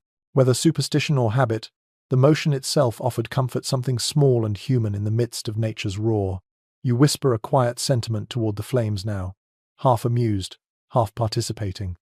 The fire flickers in reply. You stand and stretch your back, moving to the window. The pane quivers softly as wind presses against it. Snowflakes cling to its surface in pale clusters. You run your fingertips along the frame, feeling the cold slide into your hand. You imagine a parent or older sibling stepping over sleeping family members to check on the door, the shutters, and the cracks that tend to grow larger when storm winds pull at them. You walk toward the door and test the latch. It rattles, then holds steady. A faint draft curls around your ankles. You pull a wool scrap from a peg and roll it into the gap along the base. The air stutters, then stills. You nod to yourself. The fire watcher's job was never passive. It required constant small adjustments, each one buying another hour of warmth. You return to the hearth and settle yourself on the stool once more. The fire warms your knees and illuminates the darkened room in slow pulses. You glance at the bed where you had been resting. The blankets rise and fall slightly with your breathing imprint still trapped beneath them. You can imagine a family sleeping there now, unaware of your watchful presence. You feel protective of them, even if they exist only in memory and imagination. A point of disagreement among historians crosses your thoughts. Some believe these night watches were strictly organized, with clear shifts and responsibilities. Others argue that families simply woke whenever they felt a drop in temperature or heard the fire dying. Without written schedules, the truth likely changed from cabin to cabin. What remains certain is that someone always woke, even without planning. Cold has a way of nudging human instincts. You rise again and add a small log to the fire. Flames curl eagerly around it, brightening the room. The warmth spreads out in gentle waves, touching your arms and chest. You tilt your head back and listen to the cabin breathe. Creaks, sighs, faint tapping from snow sliding off the roof. Every sound tells you the structure is holding on. You step toward the small shelf beside the hearth. A bundle of twigs sits there, gathered earlier in the evening. You break one and let it snap between your fingers. Pioneers often kept kindling close to the fire watcher's seat, knowing that a fast response could save them from a slow, creeping cold. You place a few twigs on the embers and watch them ignite with a sharp, satisfying hiss. Your eyes drift again to the window. The storm rumbles in the distance, then rolls forward, pushing snow against the walls in steady waves. You lean closer to the glass and feel the cold radiating through it. In some cabins, watch duty included listening for sounds outside stray livestock, shifting snowdrifts, or the distant cry of an animal caught in the storm. The frontier could be unpredictable. One ear always stayed tuned to the world beyond the wooden walls. You breathe deeply and let the fire's warmth relax your shoulders. A new sound catches your attention. The low rumble of the wind drops suddenly, leaving behind the soft crackle of flames and the faint rustle of settling snow. You take the moment to rest your elbows on your knees, feeling your eyes grow heavy. This was part of the watch as well, fighting sleep while cradled by heat and darkness. You blink slowly, knowing that drifting too deeply would be dangerous. The fire watcher served as the barrier between life and cold, between comfort and fear. You picture an older sibling shaking themselves awake, forcing their eyes open each time they slipped into drowsiness. You picture a parent standing at the hearth, hands resting on the mantel, letting the fire's glow guide their thoughts. You shake off your sleepiness and rise once more. You move through the cabin, checking each corner with deliberate quiet. Your footsteps remain soft, careful not to disturb the imagined sleepers. You adjust the hide near the wall. You wedge a cloth deeper into a crack. You touch the beams with the back of your hand to sense temperature changes. Small tasks, repeated endlessly. You return to the stool and settle near the fire again. The flames have calmed, steady and bright. The storm's voice has softened but not vanished. You warm your palms and let the heat gather in your fingertips. This is what night watches were. Quiet labor in a quiet room, while the world outside fought fiercely against the wooden shell that protected a sleeping family. You breathe slowly, letting the stillness settle into your bones. The fire glows on, the storm whispers, and you stand guard, just as countless pioneers once did through long, snowy nights. You ease yourself up from the fire watcher's stool, stretching your stiff legs as the warmth slips away from your shins. The cabin feels different now. Not quieter, exactly, but more alert, as if the night itself is holding its breath while the storm gathers strength outside. You take a slow step toward the back wall, where a cluster of tools rests in a neat, practical arrangement. Their silhouettes look sharp in the flickering firelight, each one waiting for the moment it might be needed. You kneel beside the largest tool first, a long-handled axe with a worn, polished grip. Many pioneer journals mention that essential tools were kept close during winter storms, not for chores but for emergencies. If snow blocked the door, an axe could carve an exit. If a fallen tree pressed against the cabin, the same tool could free the structure. You run your fingers along the handle, feeling grooves shaped by hands far more experienced than yours. The wood is warm on the upper half from exposure to the room, colder near the blade. You lift it slightly, just enough to feel its weight. It is heavier than you expect, solid, dependable. You imagine a parent waking in the middle of the night to the sound of branches cracking overhead, gripping this same axe, ready to rush outside if the roof were threatened. The thought sends a small shiver through you, not from cold but from respect. You set the axe down gently and reach for the second tool, a long wooden pole with a blunt end. At first it looks unremarkable, but then you remember an unusual detail from a settler's recollection. Families used these poles to poke snow off roofs when the weight grew dangerous. One sharp push through the loft window could send sheets of snow sliding safely to the ground. You turn the pole in your hands and picture a teenage boy in rough winter clothes climbing into the loft, using the pole to clear drifts while his parents paced anxiously below. You stand and move to a smaller tool laid carefully near the hearth. A short-handled shovel, edges blackened from use, lies there like a sleeping animal. Its surface carries faint traces of ash and packed snow. Some families kept a shovel indoors because stepping outside during a blizzard to dig away snow could be fatal. You run your thumb along the metal, cold and slightly rough. You can almost see a pioneer crouched by the door, clearing drifts that threaten to trap everyone inside. A faint scratching sound drifts through the wall. You turn your head toward it. The noise is soft, rhythmic, almost polite, snow pressing against the logs. You walk closer and place your palm flat against the wood. The vibration is unmistakable. Snow is piling high outside, leaning with its full weight into the cabin structure. You inhale slowly, imagining the early morning chore of hacking through the drifted wall of white just to open the door. You walk toward the shelf where smaller essentials rest: a clay oil lamp, a knife, a folded piece of heavy canvas. You lift the canvas and unfold it slightly. Its edges are reinforced by old stitching. Families sometimes used canvas to cover gaps, but they also used it during emergencies, as makeshift sleds or stretchers. You fold it back carefully, placing it exactly where you found it. Your eyes drift downward toward a small wooden box. You open it quietly.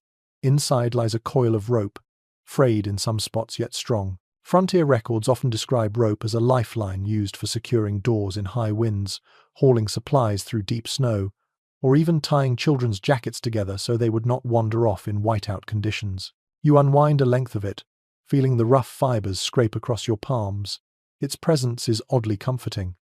You place the rope back neatly, then stand and look around the room. Every object seems to glow with purpose. Every tool earns its place by necessity. The pioneers did not keep clutter. They kept survival close at hand. Another memory rises unbidden. A note from an early settler writing about predators wandering close to cabins during storms. Not boldly, but stealthily, seeking the shelter of human structures. Wolves, stray dogs, occasionally even mountain lions in desperate times.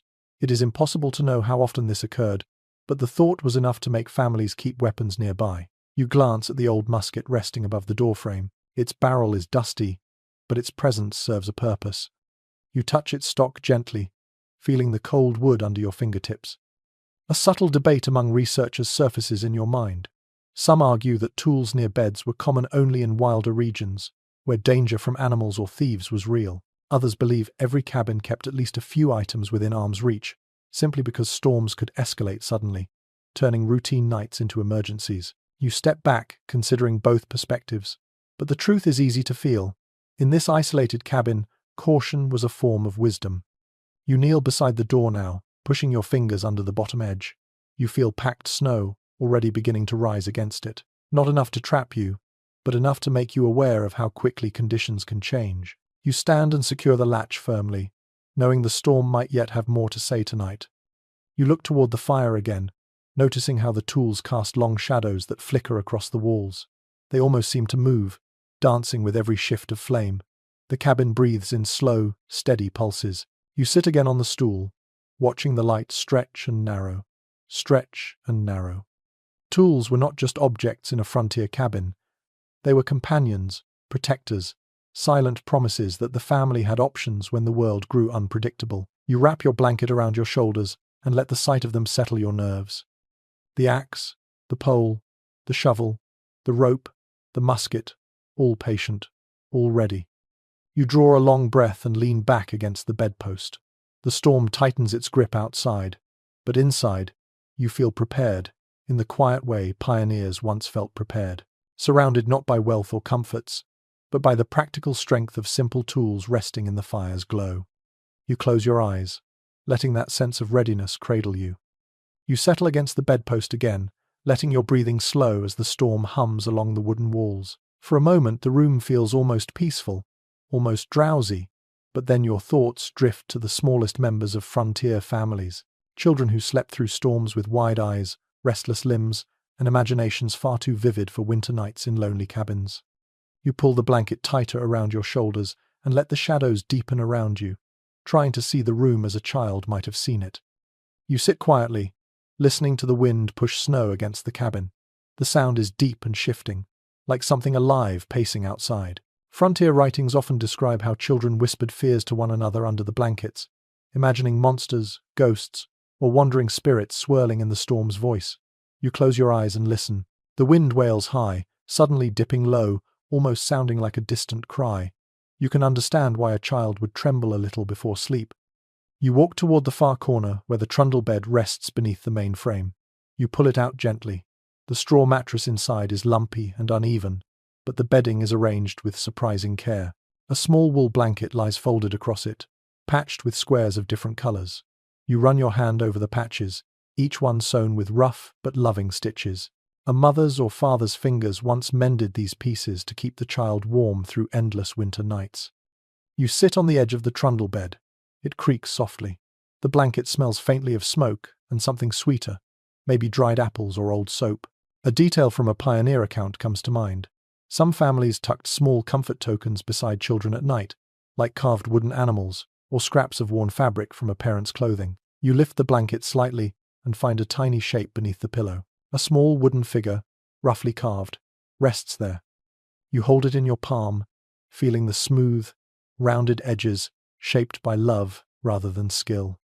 You imagine a child gripping this little figure tightly while storms roared outside, pressing it against their chest to steady their heartbeat. Children lived close to fear in cabins like these. Darkness meant isolation, storms meant danger, and the world beyond the door felt impossibly wide and wild. You tuck the wooden figure back beneath the pillow and let the blanket fall gently into place. Another sound rises, a gentle knocking, not from outside but from deep within the walls as the wind shifts. You glance upward. The rafters creak.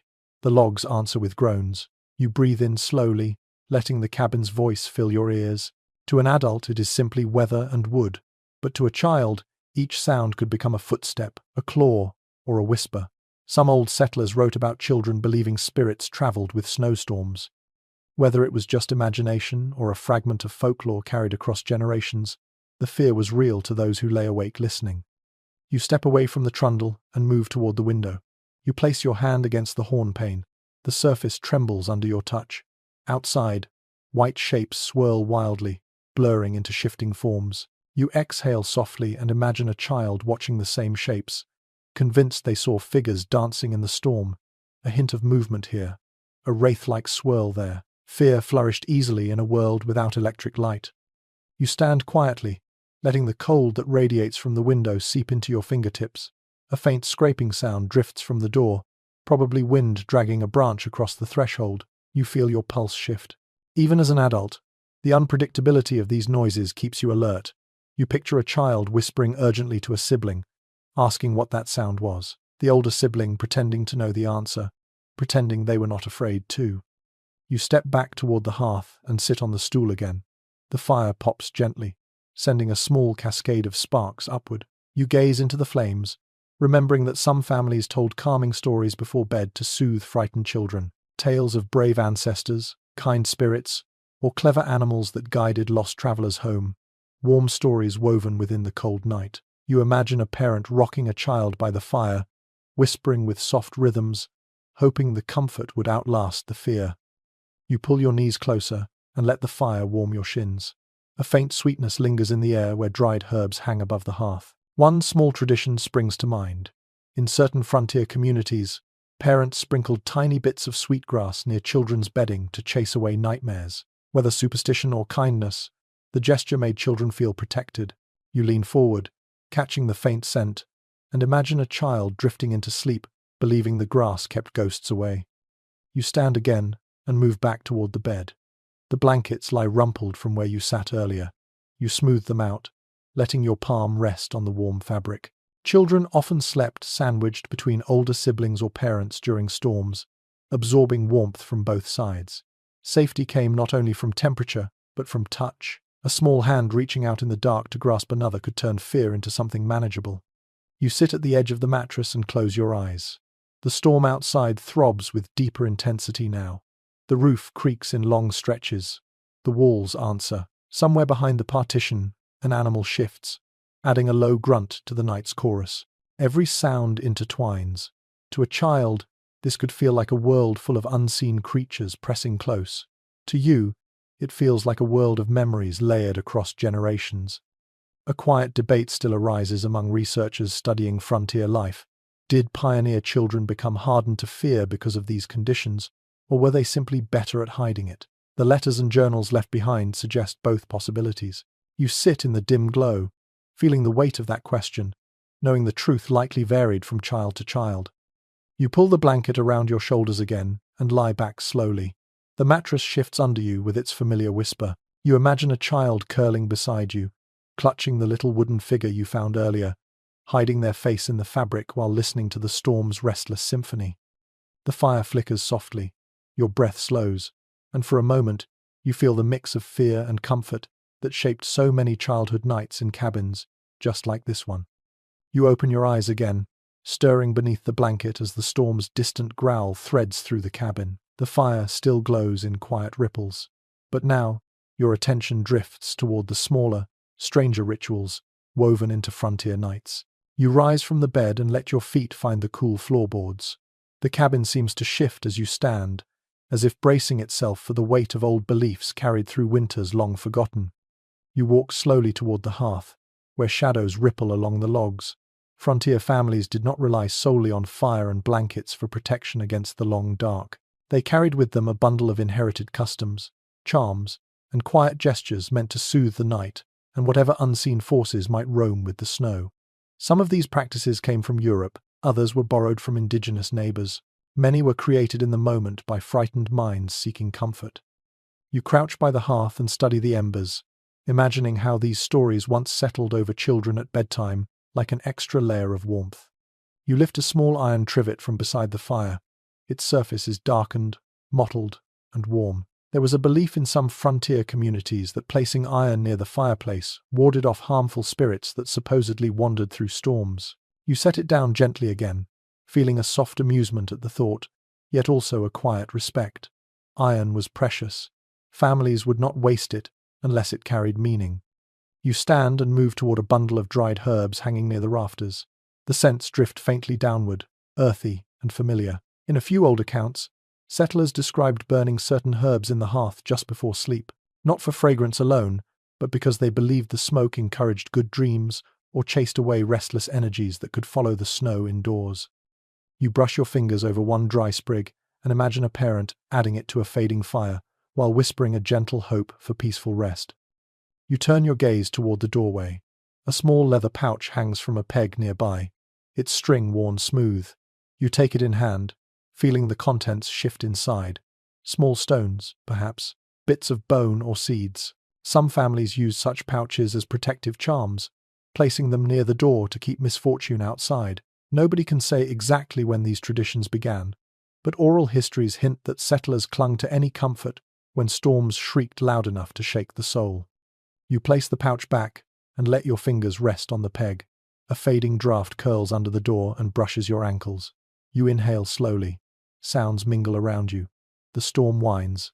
The fire murmurs. The cabin groans. These noises would have inspired stories whispered in hushes. Tales of wandering spirits who followed travelers through forests. Stories of winter guardians who watched over cabins. Legends carried by people who lived so close to nature that it felt personal. You walk toward the bed once more and sit on its edge, feeling the mattress shift beneath your weight. A faint memory from an old settlement record rises in your mind. Some families believed that placing a broom across the threshold kept troublesome spirits from entering at night. You glance toward the door. A simple broom leans there, bristles rough and splayed. Maybe coincidence, maybe tradition, but you can imagine a mother or father placing it deliberately each night, just in case. You stretch your arms and let your gaze travel up to the rafters again. The beams hold faint patterns of frost, glistening in the firelight. Another practice from early frontier families surfaces in your thoughts. Some hung small objects, feathers, beads, tiny woven charms above children's sleeping spaces, hoping they would filter out bad dreams. You study the rafters and imagine the soft sway of such a charm, moving gently with each draft. You rise and move toward the small table near the window. On it lies a shallow wooden bowl containing a bit of salt. You tap the surface lightly with your fingertip. In certain communities, a pinch of salt near the bedside was believed to protect against misfortune. Even those who did not believe fully often practiced it out of habit, or perhaps comfort. You drag your fingertip across the bowl, feeling the coarse grains shift beneath your touch. There is a faint, lingering sweetness in the air. Something familiar. You step toward the hearth again and notice a bundle of sweetgrass tucked neatly beside a beam. You remember reading that sweetgrass burned slowly and released a warming scent that many believed brought peace to restless nights. You lift the bundle to your nose and breathe in. The aroma carries memories of warm seasons, sunlight, and calmer days. You place it back gently. A question stirs in your mind. How much of this was belief, and how much was necessity disguised as ritual? Researchers continue to debate how deeply superstition influenced pioneer households. Some argue that charm-making and protective gestures were essential psychological tools, helping families feel control in an environment ruled by weather and wilderness. Others believe the rituals were rare embellishments, not as common as folklore suggests. You sit quietly with these thoughts, feeling the cabin's silence settle around you. The fire pops softly, releasing a tiny spark that dances upward. You follow its brief flight with your eyes, watching it fade into the dimness. You lean forward on your knees and rest your elbows on the bed. The shadows around you shift with every flicker of flame. Those shadows once held meaning for frightened minds. You can almost hear a child whispering to a parent, asking whether strange shapes moving in the corner were just shadows or something more. A parent sighing, brushing the child's hair back, offering comfort wrapped in steady words. You lie back again, pulling the blanket over your chest. The cabin creaks overhead. A long, slow groan echoes through the rafters. You imagine a child tugging the blanket higher over their chin, convinced that some winter spirit walked across the roof. You smile softly, not mocking the fear but understanding its honesty. Nights like this transform familiar places into landscapes touched by myth. You exhale and let your thoughts drift.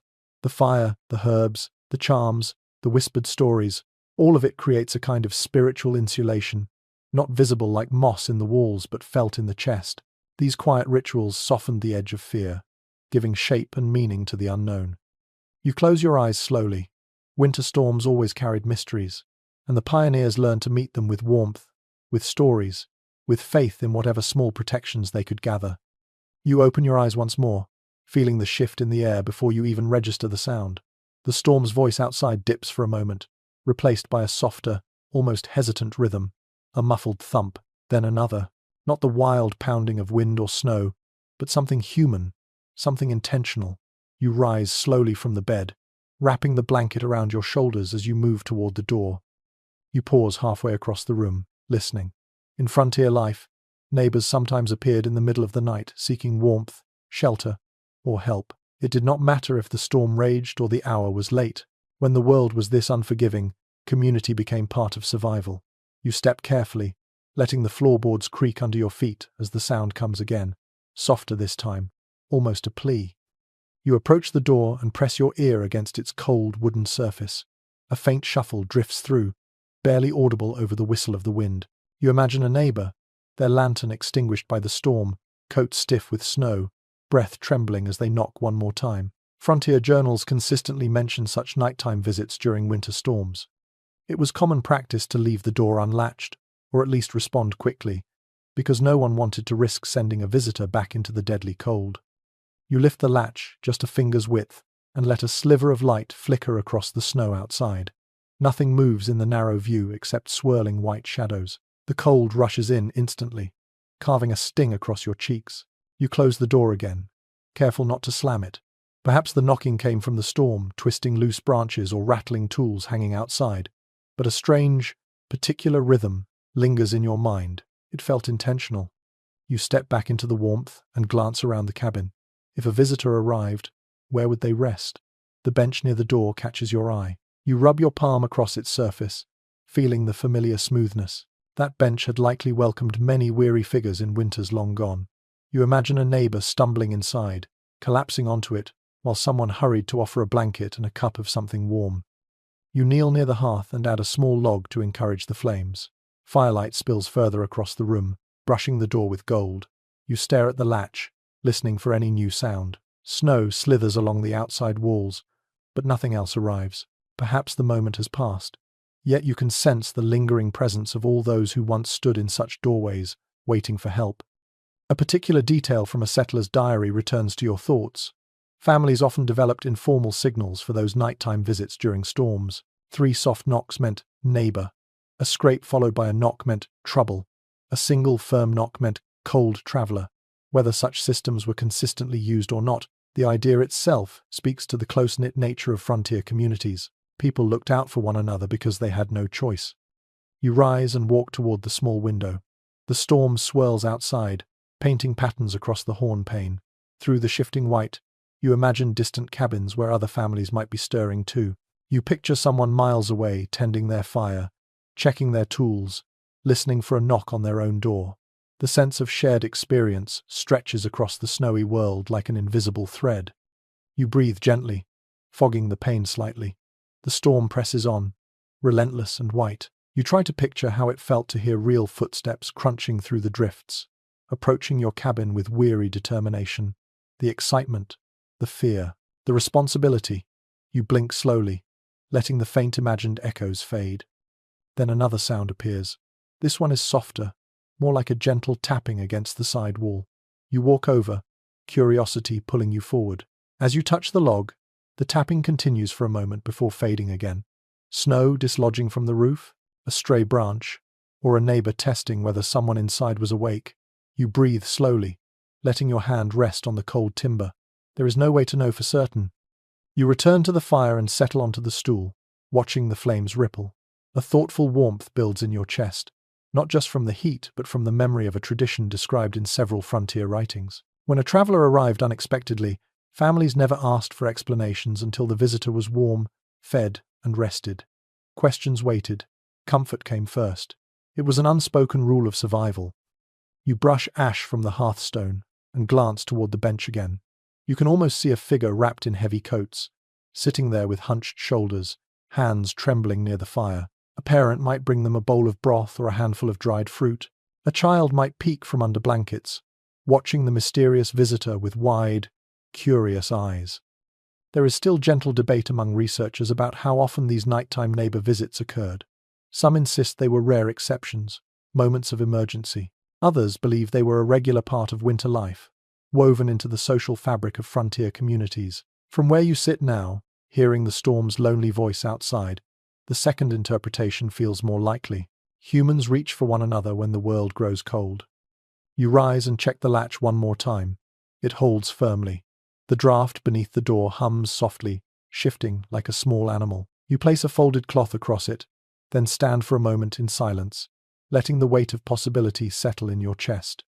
Whether the knocking came from a branch or a wandering neighbor lost in the storm, the instinct to check, to listen, to be ready, that instinct is part of what kept frontier families alive. You return to the hearth, drawing your blanket tight around your shoulders. The fire warms you.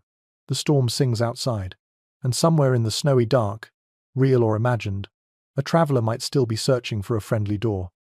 You rise from your place beside the hearth, stretching out the stiffness that has settled into your shoulders. The storm outside gives a low, dragging roar that rolls across the cabin walls like a massive, unseen wave. You can feel the pressure shift in the logs themselves. The structure tightens, flexes, then relaxes with a long wooden sigh. You draw a slow breath and step toward the far corner where a faint draft slips across the floor. Something in the room feels different. Not dangerous, not yet, but restless. This is the hour when the cabin begins to show its weak points.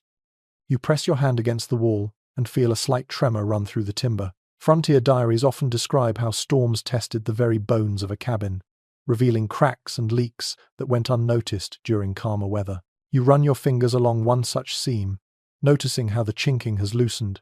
The wind pushes through the crack in thin, cold pulses. You reach for a wad of dried grass from the stool nearby and press it into the gap, packing it with your thumb until the draft lessens. You step back and listen. The roof groans overhead as another gust hits the cabin at an odd angle. A sprinkle of snow dust falls from the beams, drifting lazily onto your hair and shoulders. You brush it off and look upward. A narrow line of pale frost stretches along one of the rafters, shimmering faintly in the firelight. You hear a small cracking sound, not loud, but sharp enough to draw your attention. Somewhere near the roofline, a shingle or beam is shifting under the storm's weight. You move cautiously toward the ladder leading to the loft. Each rung creaks as you climb.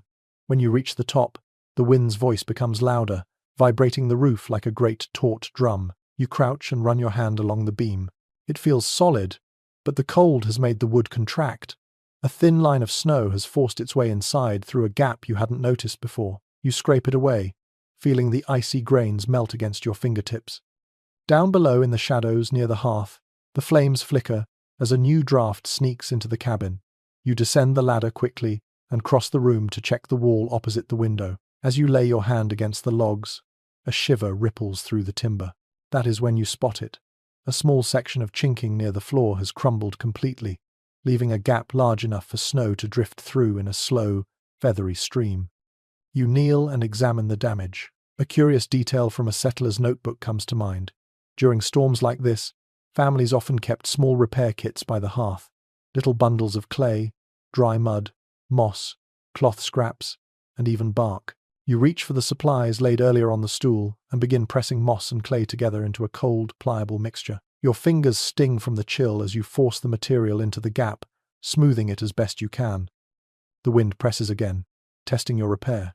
The moss holds. The draft weakens. You sit back on your heels, breathing deeply, feeling the satisfaction of one small victory against the storm. Then another sound reaches your ears, a thudding, not from the walls but from the roof. You look up sharply. Snow is sliding across the shingles in uneven sheets. Some of it slips cleanly to the ground. Some gets caught along the eaves, building in heavy ridges. Too much weight could buckle a weak beam. In older cabins, families used long poles to reach through loft windows and knock snow down before it grew dangerous. You pick up the pole from earlier and carry it toward the ladder. The climb is slower this time, the pole awkward in your hands. When you reach the loft and push open the small shutter, a blast of cold air strikes your face. You squint into the swirling white. Snow piles nearly halfway up the roof's lower slope. You extend the pole cautiously and push. The packed snow gives way with a soft, muffled thud, sliding down into darkness below. You repeat the motion, clearing section after section until the weight lessens. You shut the loft window and climb down, letting the warmth of the hearth reclaim you. As you step toward the fire, your eye catches something near the door. A faint line of snow sneaks under the threshold, forming a cold little ridge across the floor. You kneel, lift the rug, and find the source. The door has shifted in its frame, likely swollen unevenly from moisture and the storm's relentless pounding. You tug the door firmly into place and wedge a piece of folded cloth into the gap. The air still seeps through, but gentler now, more like a cool sigh than a cutting draft. The cabin quiets for a moment. You stand in the center of the room, listening. The storm still rages outside, but inside you feel the structure stabilize, breathing with you again. You walk slowly around the room, checking one wall, then another. The little repairs you've made hold fast. A lingering point discussed among frontier scholars returns to your mind. Some researchers argue that these constant nighttime repairs were routine, almost ritualistic, part of the rhythm of winter life. Others insist they occurred only during severe storms, when the cabin was pushed to its limit. Standing here now, feeling the timbers tremble and settle, you suspect both ideas hold truth, depending on the family, the land, and the year. You return to the hearth. The fire burns brighter now, fed by the steadier airflow. You sit on the stool, letting your hands warm slowly. The tools rest in their corner. The patched walls hold back the cold. The roof above you sighs but remains firm. You exhale deeply. Repairs are done for now. The cabin holds, and because it holds, so do you. You sit quietly for a moment, letting the fire's warmth seep back into your hands after the repairs. The cabin breathes around you. Its night sounds familiar now, but beneath all the creaks and sighs, you start to notice something else. A faint thump, then a soft scritch, then a distant, drawn-out howl that travels across the storm like a shiver running through the world itself. You lift your head, listening. Nighttime wildlife is awake, even in a storm like this. You stand and step toward the window. The horn pane trembles with each gust, and the whiteness outside swirls in hypnotic patterns. You press your palm to the surface, feeling the cold bite instantly. The snow dances across the clearing, and somewhere beyond the trees, another howl rises. Longer this time. Sharper. Wolves. Frontier settlers wrote about hearing wolves most clearly during storms, when the wind carried sound farther, and the darkness thickened around cabins like a living thing. You move closer to the wall, listening to the strange harmony between the storm's voice and the distant calls. The sound makes the hair on your arms lift, even though you know the wolves are far away. You remember reading that wolves rarely approached cabins directly. They hunted along tree lines, following the scent of deer or smaller prey. But their cries reached families at night and became part of the frontier soundscape, sometimes feared, sometimes simply accepted as another element of wilderness. You walk toward the door, curiosity pulling you. A gentle tapping sound emerges again, softer than before. You crouch and place your palm near the threshold. Something brushes the outer logs. Maybe a branch, maybe the shifting weight of snow, or maybe a wandering creature testing the structure for warmth. A small one, perhaps. Rabbits and foxes often sought shelter from storms by pressing close to cabins, hoping the human-built walls would break the wind's force. One settler noted finding tiny paw prints circling his cabin after every blizzard. You rise and move slowly back toward the hearth, but another sound stops you. A brief flutter near the roof, followed by the softest of thuds. You tilt your head. Birds sometimes perched under eaves during storms, especially small ones driven from their nests by wind. Frontier families occasionally woke to find a snow-dusted sparrow huddled against the cabin, barely breathing, refusing to move until daylight warmed the world enough to fly again. You step onto the ladder and climb a few rungs to listen closer. The sound repeats, a quick flutter, then silence. You picture a small bird tucked up there on a beam just outside, feathers puffed, eyes half closed, trusting the cabin's presence to shield it from the elements. You remain still, not wanting to startle it. Descending again, you return to the fire. The logs shift, sending a shower of tiny sparks upward. You watch them rise and fade before your gaze drifts toward the far wall. The fire's glow dances across the logs, highlighting thin lines carved by time. Suddenly, a soft scurrying noise travels behind the lower wall. You tense instinctively. Mice. They were an inevitable part of frontier living. They squeezed through the smallest cracks, drawn by warmth, by crumbs, by the scent of stored grain. You move toward the sound and crouch near the wall. You catch the faintest vibration under your fingertips, followed by a quick, scrabbling retreat. You smile softly. Mice were both nuisance and neighbor. Families trapped them, chased them off, stuffed holes to keep them out.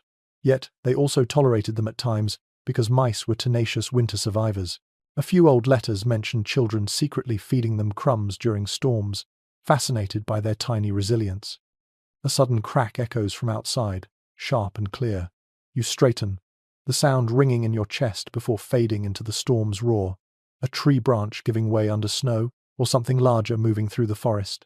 You hold your breath and strain to hear. Another crack follows, softer this time, then a heavy thud of snow shifting, likely the wind breaking old wood somewhere near the clearing. But on nights like this, every noise carries a deeper edge. You return to the center of the room and listen again. The cabin feels like a drum, transmitting the outside world through its walls. A subtle mixture of sounds filters in, the distant howls, the scratching of tiny paws, the flutter of wings, the creaking of trees bending in the storm. Settlers often described these nights as the moments when wilderness reminded them it was always watching. A curious bit of folklore rises in your memory. Some families believed certain nighttime animal calls warned of approaching storms, illness, or misfortune. An owl hooting close to a cabin was sometimes thought to predict trouble, while a fox's cry was seen as a sign of shifting weather. You listen carefully now, half expecting to hear the slow, haunting notes of an owl drifting through the dark. Instead, only the wind answers. You walk back to the window and lean close. Snow whips against the pane in frantic bursts. Then, almost hidden beneath the storm, you hear a faint bark. Quick, sharp. A fox, perhaps, weaving its way through the drifts in search of shelter or food. The sound appears once, maybe twice, then disappears altogether. You let out a slow breath. Even the smallest animals endure these nights with remarkable determination. You turn from the window and sit on the edge of the bed. Your blanket pools around your waist. The fire casts shadows that stretch and fold along the walls, almost moving like the creatures outside. You imagine a family lying awake decades ago, listening to these same sounds, trying to decipher which noises meant danger and which meant the simple persistence of life beyond their walls. You shift, letting the mattress creak beneath you. The animal sounds begin to layer themselves in your mind. The mournful howl of wolves, the sharp bark of a fox, the rustle of small paws, the fluttering wings under the eaves. They all blend into a strange, wild lullaby, one that frontier sleepers accepted as part of nightly existence. There is ongoing debate among researchers about how frightening these animals truly were to settlers. Some argue that pioneers saw them as constant threats, especially wolves that occasionally approached livestock. Others believe families grew accustomed to the wildlife, recognizing that most creatures avoided cabins during storms. From your place here beside the fire, listening to the distant calls, you suspect the truth lay somewhere in between. You lie back slowly, letting your head rest on the scratchy pillow. The storm hums outside. Something scratches faintly near the base of the wall, then falls silent. A creature settles under the eaves, rustling feathers. A wolf calls again from deep in the woods, its voice drawn out like a ribbon pulled through the night. The sounds do not frighten you now. They wrap around the cabin like another layer of presence, reminding you that even in the coldest storms, life continues just beyond the glow of the fire. You close your eyes, letting that wild chorus drift through you, steady and ancient. You lie there for a long moment, listening to the wild chorus fade into the deeper hush that settles just before dawn. The storm softens its voice, trading its furious roars for slow, heavy sighs that brush along the cabin walls. You feel the subtle change in the air before you even open your eyes fully. The night is loosening its grip. The storm is still present, but it has grown tired. Morning is approaching, even if the world outside remains swallowed in snow. You push yourself upright and draw the blanket tighter around your shoulders. The fire has burned down to a bed of glowing coals, each ember pulsing like a heartbeat beneath the grey ash. You crouch beside it, warming your hands. The air above the hearth is still warm, but everywhere else the cabin feels colder, as if the darkness has drained the last scraps of heat from the walls. You stand and move toward the door. Your boots crunch softly against a dusting of snow that has crept under the frame. You tuck the blanket around your waist and lean close, listening. On the other side, there is only silence. Not the swirling chaos of the storm, not the wails of wind finding its way through the trees, but a deep, heavy, quiet. Snowbound mornings carried a kind of stillness that frontier settlers often described as unnerving, too quiet, too still, too thick, as if the world were wrapped in cotton. You lift the latch with careful fingers. The wooden door resists, stuck against something heavy outside. You push harder, feeling the weight give only slightly. You brace your shoulder against the door and lean your full weight into it. The snow packed against the cabin sighs and shifts. After a long, slow moment, the door cracks open just enough for a sliver of pale light to spill inside. Cold air surges through the gap, cutting across your skin like a blade. You wince, but lean closer, peering out into the dimness. The world has turned into a deep, untouched expanse of white. Snowdrifts rise in gentle curves all around the cabin, some nearly as high as the windows. The trees stand bowed under heavy blankets of frost. The sky hangs low, grey and muted, offering only a hint of dawn. You shut the door again before too much cold slips inside. Your hands throb from the brief exposure. Frontier families woke to scenes like this countless times each winter. Entire doorways buried, windows blocked, roofs sagging beneath new weight. Some mornings required hours of digging before stepping outside. You turn from the door and walk to the window, wiping frost from the horn pane. The pale glow outside illuminates swirling patterns of frozen condensation across the pane. You press your thumb against it, leaving a small, clear patch. You breathe deeply and catch the familiar blend of scents inside the cabin. Wood smoke, cooling embers, wool blankets, faint animal musk from the stall. Morning scents on the frontier always carried traces of the night that came before. You listen carefully and notice the softest movement behind the partition where the livestock rests. A slow exhale, a shifting hoof. The animals have weathered the storm too. You step toward the hearth and begin coaxing the fire back to life. You add a piece of wood, then another, letting the sparks leap gently upward. You blow softly across the embers. They glow brighter, then flare into a modest flame. The warmth returns to the air inch by inch. You feel it settle across your knuckles, your cheeks, your chest. Frontier mornings always began with the fire. Once the flames gain strength, you rise and stretch your arms. The cabin feels cramped but safe, its walls still strong despite the storm's testing. A small smile crosses your face as you sense the familiar relief that settlers must have felt.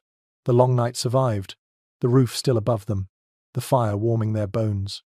You walk toward the trundle bed and slide it out halfway, checking if any snow or drafts found their way in during the night. The bedding is cold, but dry. You smooth the little blanket and tuck it neatly along the edges, imagining a child waking here with sleepy eyes, pulling the blanket tight before daring to leave its warmth. You cross the room to the loft ladder and climb a few rungs. The loft carries more morning chill than the main room. Frost clings to the beams like intricate lace. You brush some of it with your fingers, feeling it crumble and melt instantly. The loft window is covered completely by snow, making the space dimmer than usual. You drop back down to the main level, your breath forming slow clouds that drift toward the ceiling. A curious practice described in some early letters comes to mind. Families sometimes tapped the walls gently in the morning to test how deeply the snow had settled around the cabin. A hollow sound meant space remained. A muted thud meant digging would be needed. You try it now, touching the wall with your knuckles. The sound is soft, almost muffled. You nod to yourself. Snow has embraced the cabin tightly. A question still discussed among frontier scholars returns to your thoughts. How long could a family remain snowbound before it became dangerous? Some suggested that being trapped for a day or two was common and manageable. Others argued that extended snowbound periods created serious risks. Dwindling fuel, stale air, isolation. Without clear records from every region, the answer remains uncertain. You walk back toward the door and push it open again, just enough to glimpse the world outside. The snow is everywhere, unbroken and untouched. It almost seems to glow with its own faint light. You imagine stepping out into that white silence, boots sinking deep with every step, breath forming clouds in front of your face. But for now, you close the door gently and turn toward the hearth. The fire is growing stronger, its warmth reaching farther across the room. You sit beside it, pulling your blanket around your shoulders, letting the morning cold retreat. A snowbound morning is quiet, but not lifeless. It carries the promise of work to come, digging out the door, checking the roof, tending to animals, gathering firewood. But in this early moment, before the chores claim your energy, there is only the hush of snow, the familiar groan of the cabin, and the steady rise of warm air from the fire. You breathe deeply, letting the heat settle across your chilled skin. The storm has passed, morning has arrived, and the long night has left its mark on the world, shaping the frontier landscape into a place both peaceful and formidable. You lean back, listening to the slow burn of the fire, feeling the rhythm of a snowbound day beginning around you. You remain seated by the fire for several minutes, letting your breath fall into a calm, steady rhythm while the flames gain strength. The faint morning light outside remains muted behind the drifts, but inside the cabin the glow from the hearth slowly softens the shadows. You draw your blanket closer and let your thoughts drift towards something less visible than snow, less tangible than cold, the emotional world of the pioneers. The private thoughts they carried into nights like the one you just survived, and the resilience that helped them rise each morning to face whatever waited beyond the cabin walls.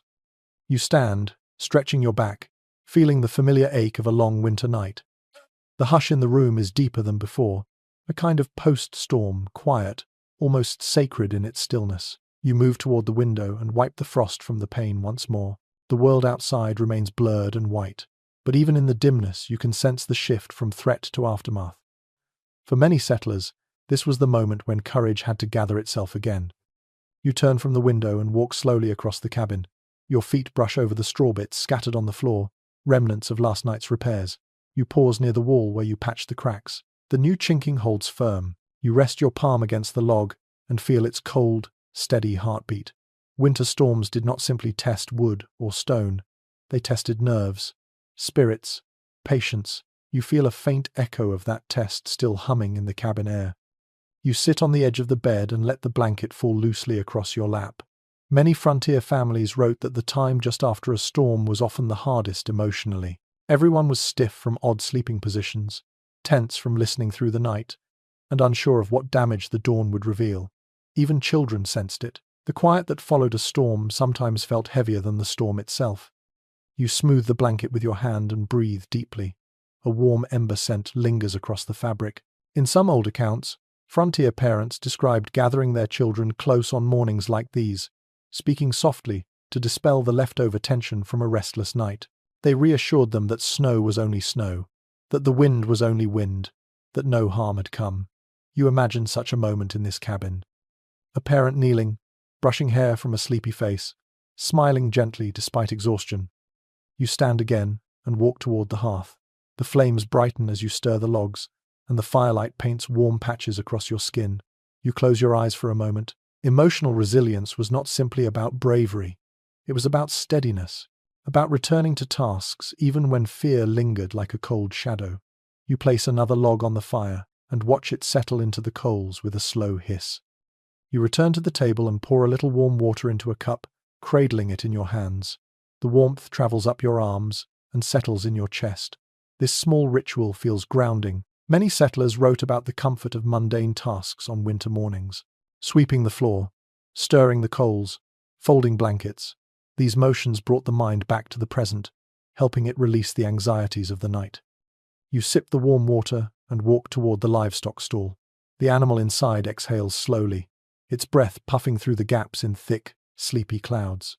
Its presence feels steady, grounding. Settlers often said that caring for animals gave them emotional structure during harsh winters, something to protect, something that depended on them. You run your hand along the wooden partition and feel the warmth radiating through the boards, a small, quiet reassurance.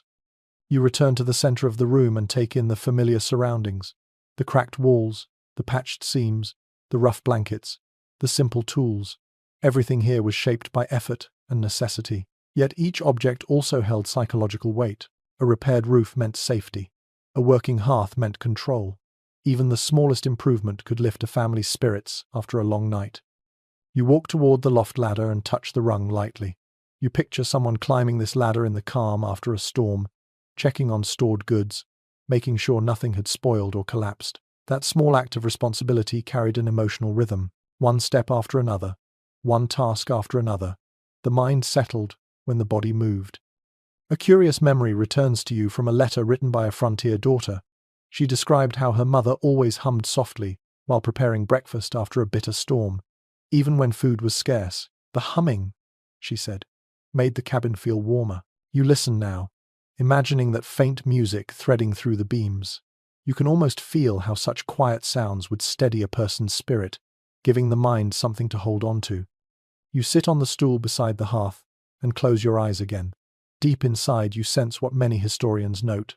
Emotional endurance on the frontier was not built on dramatic displays of courage. It grew from quiet persistence, from the ability to face discomfort daily, from the knowledge that fear could be present but not in control. Some researchers suggest that winter life forced settlers into a kind of seasonal mindfulness long before the term existed. Living fully in each moment was not philosophy, it was survival. You rise once more and move slowly around the room, observing each familiar space with new softness. The bed looks welcoming again. The window glows faintly with morning light. The fire crackles with promise. The cabin itself seems to exhale, as though grateful that the storm has passed. You kneel by the trundle bed again. The patched blanket rests where you smoothed it earlier. You press your hand gently into the mattress. The straw inside rustles quietly. Children might wake soon, eager to know whether the storm had changed the world outside. You imagine their excitement mingling with your own quiet relief. After a long night, even the smallest sign of daylight felt like a blessing. You stand and step toward the door again, placing your palm lightly against the wood. It is cold but steady. You imagine opening it fully later, stepping out into knee-deep snow, feeling the weight of the world pressing gently against your boots. The first steps into the morning always carried emotional meaning. A moment to acknowledge endurance, a moment to reclaim routine. You walk back to the fire and sit again, letting the warmth wrap around you. The room brightens slowly as dawn lifts behind the thick clouds. Your breathing grows quiet. The weight of the night begins to drift away. The pioneers found resilience in these quiet moments, in this subtle transition between darkness and morning, not by overpowering their fears, but by moving through them gently, by rising again, by tending the fire, by checking the walls, by holding close to the rhythms of daily life. You let your eyes soften as the flames sway in gentle waves. The storm has ended, the cabin holds steady, and your spirit, like the settlers before you, begins to settle into the calm that follows the long winter night. You draw a slow, steady breath, letting the warmth of the fire soften the chill that lingers in the cabin's corners. The glow stretches farther now, reaching the edges of the room where shadows were thickest just hours ago. As your eyes adjust, your thoughts drift towards something deeper than this single storm, something woven across the entire frontier. Not every cabin was the same. Not every family slept the same way. The way pioneers endured a winter night depended heavily on where they lived and how their region shaped their habits. You push yourself upright and walk toward the window, brushing frost from the pane with your knuckles. Outside, the snowbound world lies still and silent. But in other regions, winter nights were different. You imagine yourself standing in a northern settlement, where snowstorms were heavier, colder, and far more constant.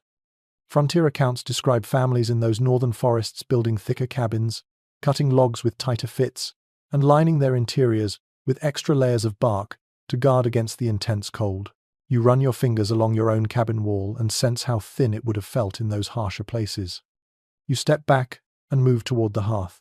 The fire burns brightly now, and you feel a deep wave of gratitude for its warmth. You crouch, watching embers shift and brighten, thinking of how families in the northern Great Lakes region often kept fires burning almost continuously through winter. Historical writings note that their chimneys were built wider and taller, able to release more smoke and heat without smoking up the room. You lift the poker and stir the coals gently, imagining the broad stone hearths described in journals from those northern homesteads, some large enough to cook and heat an entire room with a single well-tended blaze. You rise and cross the room toward the door. The draft slipping beneath it feels faint now, almost apologetic. You press your palm to the wood and imagine the prairie settlers farther west. Their storms were different. Fiercer winds, flatter land, no forests to break the gusts. Prairie cabins were often dug partly into the ground or built with thick sod walls. Those homes offered insulation the forests could not provide. You imagine sleeping under a sod roof, the weight of earth above you muffling the storm's voice, the temperature inside more stable, but the darkness deeper. You walk toward the corner of the cabin, where the livestock stall rests. The animal inside shifts softly, releasing a warm breath that seeps faintly through the boards. Families on the Great Plains often built shared shelters for livestock, connecting barns and cabins with narrow passageways so they could check on animals without stepping into the storm. You rest your hand on the partition and picture a sprawling sod house, holding both humans and animals under one long, low roof, the combined warmth creating a steady microclimate inside.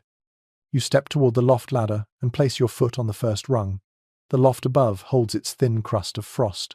Frontier families in the Appalachian Mountains often built larger lofts, sometimes covering most of the cabin's footprint, because the steep terrain and heavy forest offered abundant timber for roomy structures.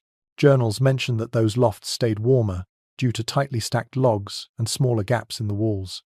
You run your hand along the rung, feeling the grain, imagining those mountain cabins where children curled up under thick quilts while snow fell endlessly through the valleys.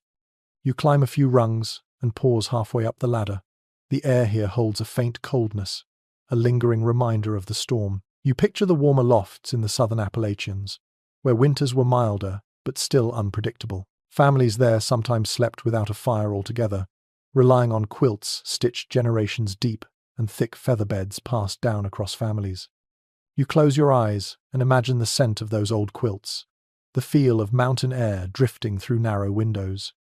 You step down again, letting your feet find the warm floor near the hearth. A curious observation from a 19th century traveler flashes through your thoughts. Cabins in the Ohio Valley sometimes had small sleeping alcoves built directly into the walls, snug compartments that trapped heat and shielded sleepers from drafts. You glance around your own cabin, imagining such an alcove filled with patched blankets and maybe a straw mattress that hugged the back wall so tightly that cold air could not find its way in. You walk toward the table and rest your hand gently on its edge. The wood feels smooth from years of use. Families in eastern settlements often slept in rooms above their cooking spaces, the heat rising through floorboards made from thin planks. Not so in the frontier beyond. Here, everything happened in one room. Eating, working, sleeping, repairing, surviving. But in the eastern mountains, you might have climbed to a slightly warmer loft through a trapdoor, the heat rising through your floor as you settled into sleep. You return to the hearth, kneeling close as the fire flares. Sparks crackle in the air. You feel their warmth on your cheeks. You cannot help but think of the settlers in far northern territories who slept with heated stones wrapped in cloth placed beneath their blankets. A practice so practical, yet so region-specific. In warmer areas it would have been unnecessary. In colder regions it was life-saving. You rise again and sweep your gaze around the room. Every region shaped its sleepers differently. The Great Lakes demanded thicker walls. The Appalachians offered timber for lofts and quilts. The prairies required sod and earth shelters. The far northern settlements needed constant fire and communal warmth. The cabin you stand in feels like a thread connecting all these landscapes. You breathe deeply and let this understanding settle into your bones. A lingering question still discussed among researchers crosses your mind. Did these regional differences create distinct winter cultures? Or did pioneers share similar habits, regardless of location? Evidence seems mixed. Some patterns repeated everywhere. Fires tended through the night, shared beds, improvised repairs, while others varied greatly depending on climate, materials, and community traditions. You sit back on the stool beside the fire, warming your hands. The cabin's scent wraps around you. Smoke, wool, cold timber. You can almost feel the presence of settlers from distant regions woven into the story of this room. Their winters were different, but their need for warmth, safety, and resilience was the same. You lean forward, elbows on your knees, letting the fire's glow settle into your eyes. The storm has calmed. The world outside waits quietly beneath its blanket of snow, and in this small cabin, you carry the echo of countless winter nights from across the frontier. You shift a little closer to the fire, letting its warmth sink deeper into your bones as the morning light grows slightly brighter beyond the snow. The air inside the cabin feels steadier now, no longer trembling with the storm's force.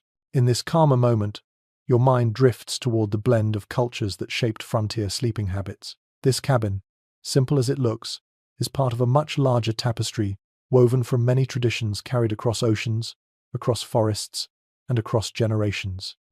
You rise from the stool and wander toward the table where the herbs hang above your head. Their faint smell swirls gently with each draught. You run your fingers lightly across a dried sage bundle, and as you touch it, a memory from an old account comes to mind. Settlers learning from indigenous neighbors to burn certain plants for cleansing or calming the air.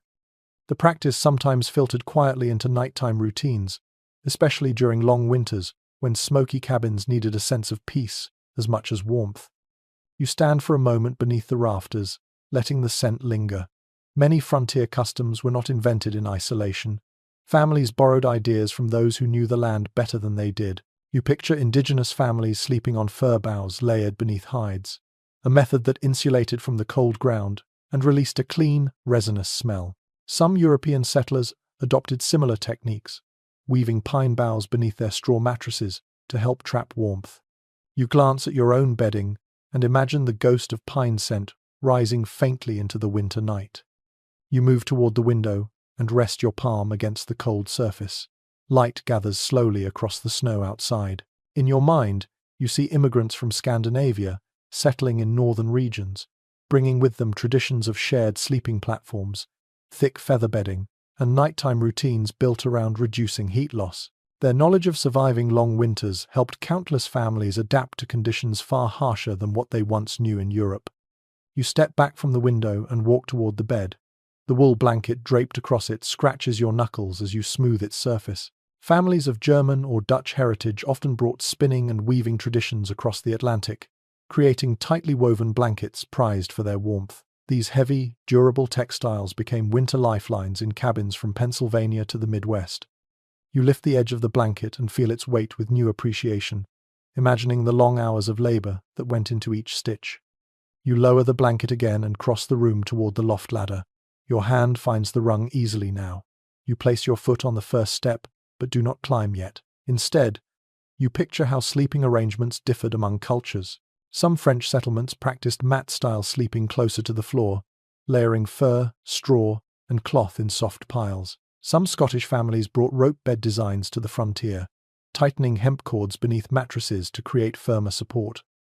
These influences mingled in cabins all across early America, creating hybrids of comfort and practicality. You climb halfway into the loft, just enough to feel the cooler air above. You rest your hand on the low beam, feeling its frost. Nearby, a bundle of cloth lies folded neatly in a corner. You touch the bundle and imagine how indigenous teachings influenced settlers beyond bedding. Stories passed along described using heated stones wrapped in hides, not just for warmth, but to ease sore muscles after long days of labor. That small act of care worked its way into frontier sleep practices, becoming a shared trick known across cultures. You descend the ladder slowly and return to the hearth. The fire crackles with renewed confidence. You sit on the stool and watch it, your thoughts drifting toward the African traditions carried quietly by enslaved people and their descendants, even in regions far from cotton plantations. Oral histories mention techniques for layering blankets strategically to trap heat efficiently, and methods of tucking cloth around the body to prevent drafts during sleep. These skills often flowed into frontier life through shared work and whispered exchanges, shaping the warmth that families relied on each winter. You lift a cup from the table and hold it near your face, letting the rising steam warm your nose. You sip slowly, feeling the heat travel down your throat. You imagine families of mixed cultural backgrounds sharing warm evening drinks, steeped with herbs, roots, or spices carried from distant homelands, each blend offering not just heat, but a memory of another place, another tradition. You return your gaze to the fire. Its glow reflects along the walls, touching tools, blankets, and bedding with soft golden light. These simple objects now feel like echoes of many hands and many histories. You imagine children of mixed heritage growing up in cabins like this, inheriting a patchwork of winter wisdom.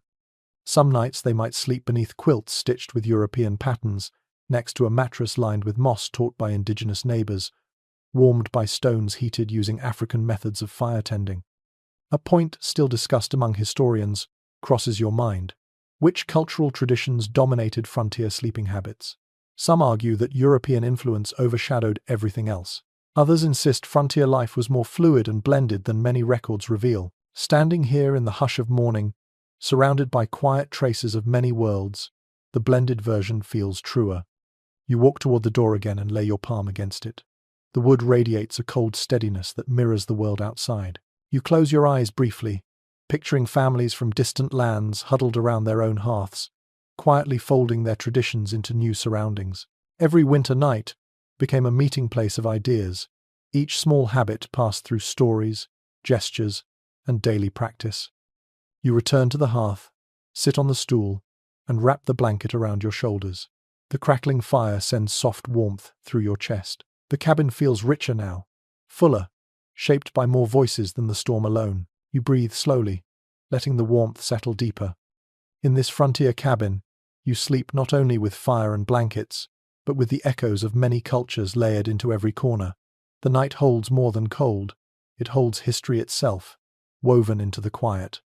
You lift your head again, feeling a small spark of curiosity rise as your eyes drift toward the corner where the tools and blankets rest. The storm has eased, but the cold still curls around your ankles like a persistent visitor.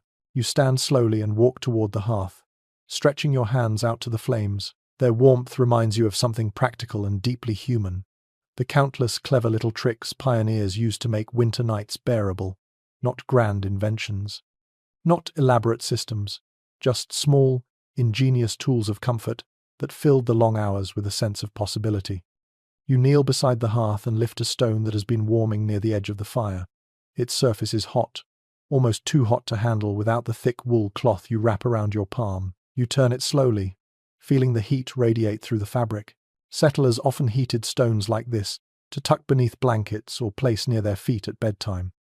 Historical journals note that the stones retained warmth surprisingly well, sometimes long enough to ease the harshest chill for an hour or more.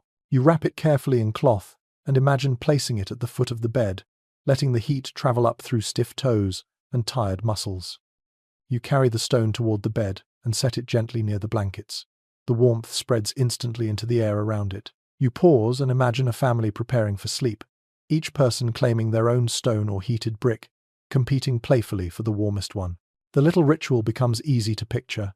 Excited whispers, quickly wrapped stones, a scramble to tuck them between cold sheets before the heat escaped. You turn next toward the low wooden shelf, where a small metal pan rests. Its handle is smooth from years of use.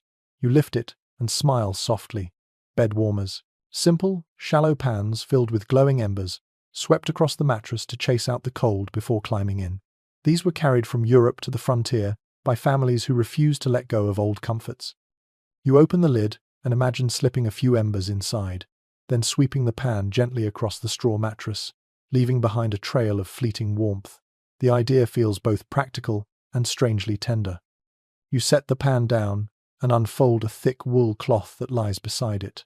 The fabric is worn in places, but the weave remains strong. Cloth like this was often used to wrap heated objects or to plug drafts that grew too stubborn during the night. You press the cloth to your cheek and feel its rough texture. Some families, especially those living in colder northern regions, kept spare cloths specifically for warming feet and hands. Children often went to sleep with their feet wrapped snugly in wool strips to stop the cold from sneaking up their legs. You stand again and walk toward the table where the herbs hang. Beneath them sits a small metal mug filled with warm water warming beside the fire. You lift it and sip. The water is plain, but the warmth it brings is immediate and soothing. A curious detail returns to you from a settler's letter. Families sometimes placed warm drinks beside beds for those who woke cold in the middle of the night. Not tea, necessarily sometimes just warm water or broth. They believed it rekindled inner heat and eased the mind enough to fall back asleep. You sip again and let the warmth settle in your chest. You place the mug back and notice a folded cloth bag near the corner of the table. Inside could be warm sand or ashes, familiar materials to early homesteaders. Some people heated sand gently in small pots and scooped it into cloth bags to create primitive heating pads. The warmth lasted longer than stones, and the bag could be placed anywhere on the body. You imagine a weary settler pressing such a bundle against an aching back or sore shoulder, sighing with relief. You step toward the stall where the animal rests.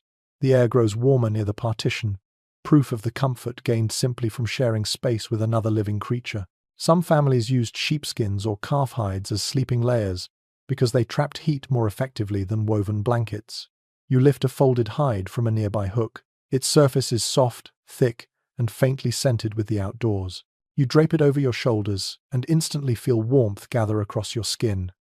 Such hides were often placed directly beneath sleepers, creating a barrier between their bodies and the cold straw beneath. You walk slowly across the room, letting the hide settle around your back like a cloak. The firelight brushes across its surface, bringing out its deep texture. You stand near the window where the draft nudges your ankles and press the hide around you more firmly, feeling how well it deflects the cold. You picture frontier families layering hides beneath quilts, stacking warmth like a fortress against the night. You turn and walk toward the hearth again, noticing a small wooden box near the edge of the table. Inside lies a handful of smooth pebbles, not for decoration, not for play. In a few regions, families used small warmed stones to place in mittens or pockets during nighttime chores, especially when stepping outside briefly. These tiny stones acted like personal warmth tokens, ready to help bare hands survive even a few moments in the icy air. You roll one between your fingers and imagine slipping it into a child's mitten before they fetch water or check on animals. You kneel again by the fire, captivated by the ingenuity of these small comforts. None of them eliminate the cold entirely. None make winter easy, but each one softens the sharp edge of the night, creating pockets of relief scattered through the storm. You sit on the stool and take in the cabin again with fresh eyes. The tools, the hides, the stones, the pan, The cloths, all simple objects, yet each one carries the echo of long winter nights. Cleverness born not from luxury, but from necessity. You feel a quiet admiration settle into your chest. A question often discussed among historians comes to mind. Which of these tools was most widely used across frontier regions? Some argue the heated stones were nearly universal. Others claim the bed warmers travelled furthest across cultural lines. Evidence remains fragmentary, scattered across letters and artifact collections, but it is clear that comfort on the frontier was crafted by human hands, one warm idea at a time. You lift the warmed stone from the bed and hold it close. Its heat is fading now, but still present. A small reminder that even in the fiercest winters, people found ways to protect themselves through creativity and determination. You place the stone gently on the hearth and draw your blanket closer. As you settle back onto the bed, you feel the layered warmth around you in a new way, woven from fire, from stone, from hide, from history. Small comforts, quiet tools, a fortress of warmth built from the simplest things.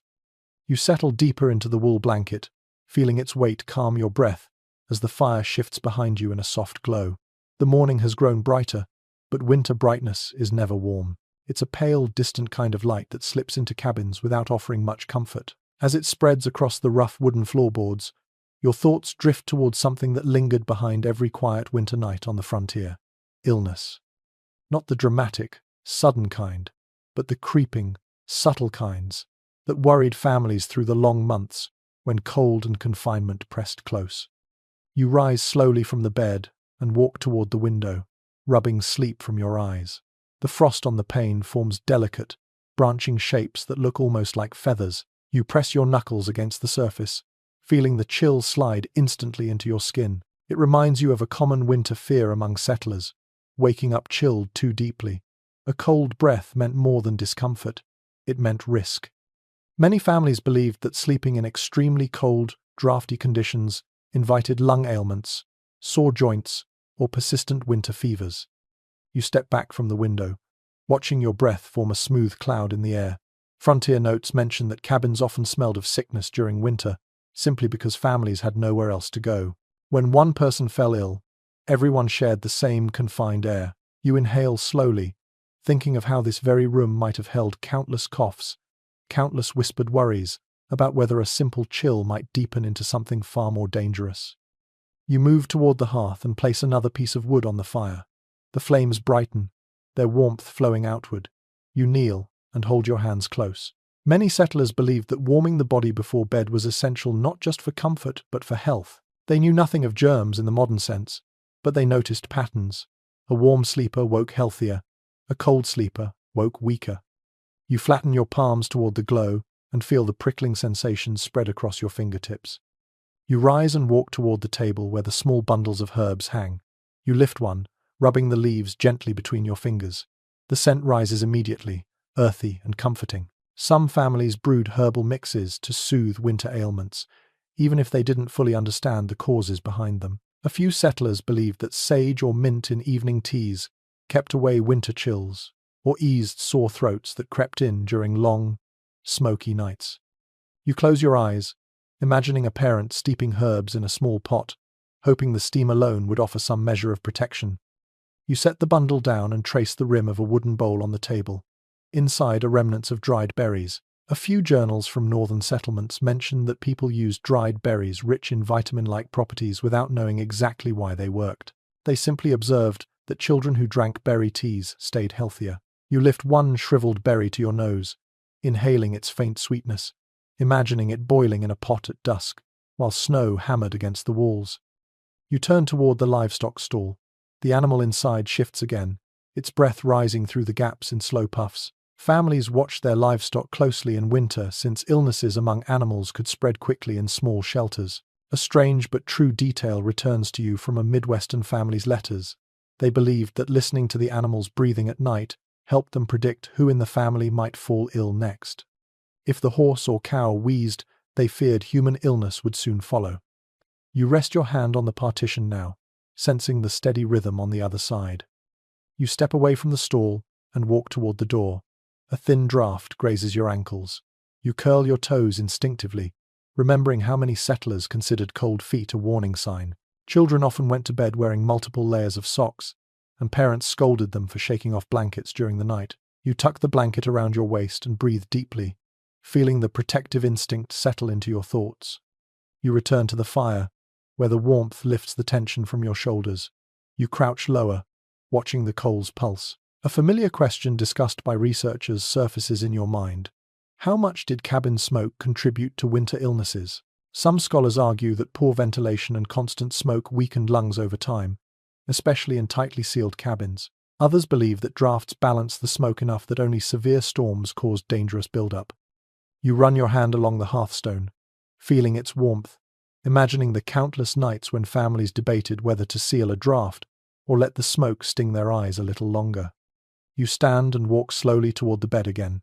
You pull the blanket back and sit, letting the straw mattress rustle beneath you. The sounds of the storm have faded now, leaving only a distant hush that presses softly against the cabin walls. You smooth your hand along the blanket and think of how families guarded their bedding carefully to prevent dampness, a major winter hazard. Damp bedding led to chills. Chills led to fevers. Fevers led to long, anxious nights. You lie back slightly, propping yourself on your elbows. You imagine a mother feeling a child's forehead in the dim light, checking for heat or coldness. A father listening for coughing in the dark. The fear of pneumonia, unseen, unstoppable, haunted many cabins. You swallow softly, imagining the quiet prayers whispered into the smoke-filled air. You shift your gaze upward toward the rafters, where a faint thread of frost still clings. The cold in this room is real, but manageable. You know that in harsher regions, frost sometimes formed on blanket edges or on children's hair as they slept. That image lingers, stark and haunting. You sit fully upright again and breathe slowly. Despite all the fears, despite the illnesses that sometimes crept through cabins like shadows, frontier families found ways to endure. They layered warmth, they shared body heat, they crafted herbal remedies, they trusted instincts sharpened by seasons of survival. You pull the blanket closer, allowing its warmth to settle along your spine.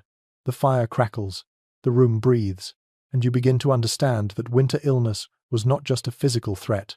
It was an emotional one, a weight carried quietly through every snowstorm, shaping the rhythms of sleep and the rituals of night. Yet here you sit, safe for now, wrapped in warmth, listening to your own steady breath in the stillness of the winter morning. You ease yourself up from the bed again, feeling the stiffness in your limbs as the cold air greets your skin. The fire has settled into a steady glow, its light swaying gently across the cabin walls. Morning has fully arrived now, though the sun remains hidden behind thick layers of cloud and snow. This is the deep heart of winter, the time when nights feel longer than days, when the world seems to hold its breath for weeks at a stretch. You inhale slowly, sensing that stillness, the strange pause that frontier families called the long nights. You step toward the window. Frost has claimed most of the pain, curling into delicate, icy flowers. You rub a small patch clear with your sleeve. Beyond the glass, the landscape lies heavy and silent under deep piles of snow. The light outside is a bluish grey, the sort that makes time feel uncertain. You press your forehead lightly to the cold pane and imagine how the pioneers felt during these midwinter stretches, when day and night blended into one long span of dimness. You turn from the window and wrap a blanket around your shoulders. In frontier homes, sleep patterns often shifted during the deepest winters. Journals describe families slipping naturally into longer resting periods, waking for hours in the thick of the night, then falling asleep again before dawn. Some called it first and second sleep. Others simply accepted it as the rhythm of winter. You move toward the hearth and lower yourself onto the stool, feeling the quiet hours settle around you. You stir the fire gently, watching the sparks flutter upward. During the long nights, these sparks often became company of their own. Settlers wrote about watching embers glow while everyone else slept, listening to the cabin breathe and the storm move slowly across the land. The silence could feel peaceful or eerie, depending on the night. You reach forward, letting the heat kiss your fingers before pulling back again. You stand and take a slow walk around the cabin. The floor creaks softly beneath your feet.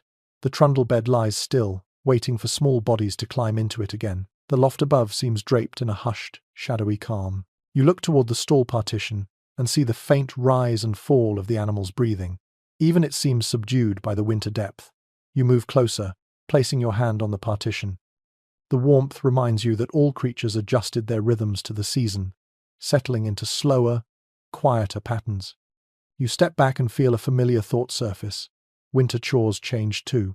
Nights were not just for resting, they were for mending tools, patching clothes, shaping wooden handles, or carving small items by firelight.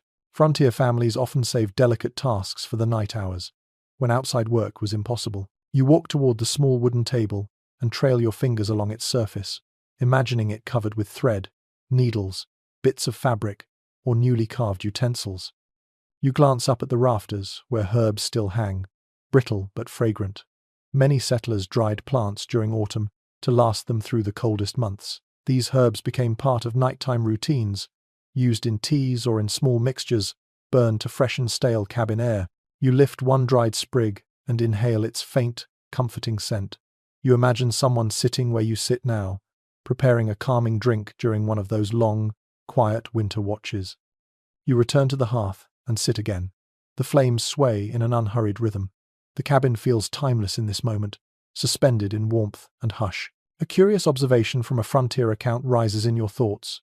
Some homesteaders believed winter nights were spiritually significant because the darkness allowed deeper reflection, lending the mind a stillness impossible during the busy seasons of planting and harvest.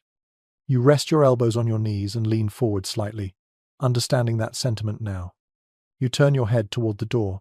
Its sturdy frame stands firm against the remnants of the storm. For families in isolated regions, the longest nights brought stretches of loneliness that tested their emotional endurance. People often yearned for news, for visitors, for anything to break the sense of separation. At the same time, these long nights also strengthened family bonds. Children and parents talked quietly, told stories, or shared memories across the dim glow of the hearth. You imagine those soft voices filling this cabin, weaving warmth through the cold. A point of scholarly discussion comes to mind. Did winter really alter sleep patterns so dramatically for most frontier families, or were the recorded cases exceptions rather than the rule? Some researchers believe the two-phase sleep was widespread. Others argue it depended on region, climate, and cultural background. You roll this idea around gently, letting the possibilities drift through your thoughts like snowflakes. You rise again and walk back to the window. The morning light grows slightly brighter, brushing the landscape in pale silver. The thick drifts outside soften the world into a continuous surface, smooth and silent. You imagine stepping out into that hush, feeling the cold bite at your face, breaking the untouched blanket of snow with your first crunching step. That moment, the first moment outside after a long night's storm, was often described by settlers as both beautiful and overwhelming. You lean your forehead against the window frame and breathe steadily. The world outside remains frozen, but inside the cabin, your breath warms the air. The fire crackles gently, the animal shifts, and the wood structure gives another small sigh. Everything feels slower, heavier, yet also deeply peaceful. You sit on the edge of the bed and pull the blanket around your shoulders once more. The mattress whispers beneath you as the straw settles. In these slow winter cycles, sleep was not a single stretch, but a series of rests, watchful pauses, small naps, and fuller slumbers. Pioneers let the rhythm of the night guide them, not the clock. You close your eyes, letting the deep quiet wrap around you. You feel the presence of the long nights settling once again, ancient and patient. Winter does not rush. Winter teaches you to move gently through darkness, to trust the fire, to listen to the cabin, to rest when rest comes. You breathe deeply and feel the weight of the season settle across your shoulders like another blanket. You rise slowly from the edge of the bed, letting the blanket fall softly around your waist as the fire gives one last sleepy crackle. The world outside remains pale and slow, but inside the cabin there is a subtle shift. The storm has passed, the night has loosened, and winter has entered a gentler, quieter stretch. You walk toward the hearth, warming your hands one final time, and prepare to settle into the soft glow that follows a storm's fury. You glance at the door, where only a faint line of snow remains under the threshold. The draft there has calmed to almost nothing. You kneel and brush the snow away, feeling how cold it is even now. That cold once pressed hard against cabins like this, threatening to slip into any weakness. But this morning, it rests like a quiet reminder of a long night survived. As you stand again, your gaze drifts across the cabin. Everything looks familiar and worn, but also softened. The repaired seams in the walls hold steady. The patched chinking shows no new cracks. The tools in the corner await the day's work. You run your finger along the handle of the axe, feeling its simple strength. It feels lighter somehow, not because the storm is gone, but because you stood with it through the night. You step toward the trundle bed and pull it out gently. The small blanket lies smooth, its bright patches glowing faintly in the morning light. You reach out and touch it, remembering the wooden figure tucked beneath the pillow. A child here would wake soon, rubbing their eyes, lifting that little carving to greet the morning. You picture their sleepy grin, the way they might scramble up onto the main bed to share warmth with the rest of the family. You return to the main bed and sit for a moment. The mattress whispers under your weight. You let your hand rest on the blanket and picture the whole family rising slowly, stretching stiff limbs, yawning, brushing hair from their eyes. Frontier mornings after storms were quiet rituals of gratitude. You survived. The cabin held. The fire lived. You exhale softly, feeling that relief echo in your chest. You walk toward the hearth again and crouch beside it. The coals glow a muted orange, ready to be fed or left to fade. You stir them lightly and watch small sparks awaken. A faint warmth wraps around your knuckles. Families once gathered here before stepping outside to face the drifts.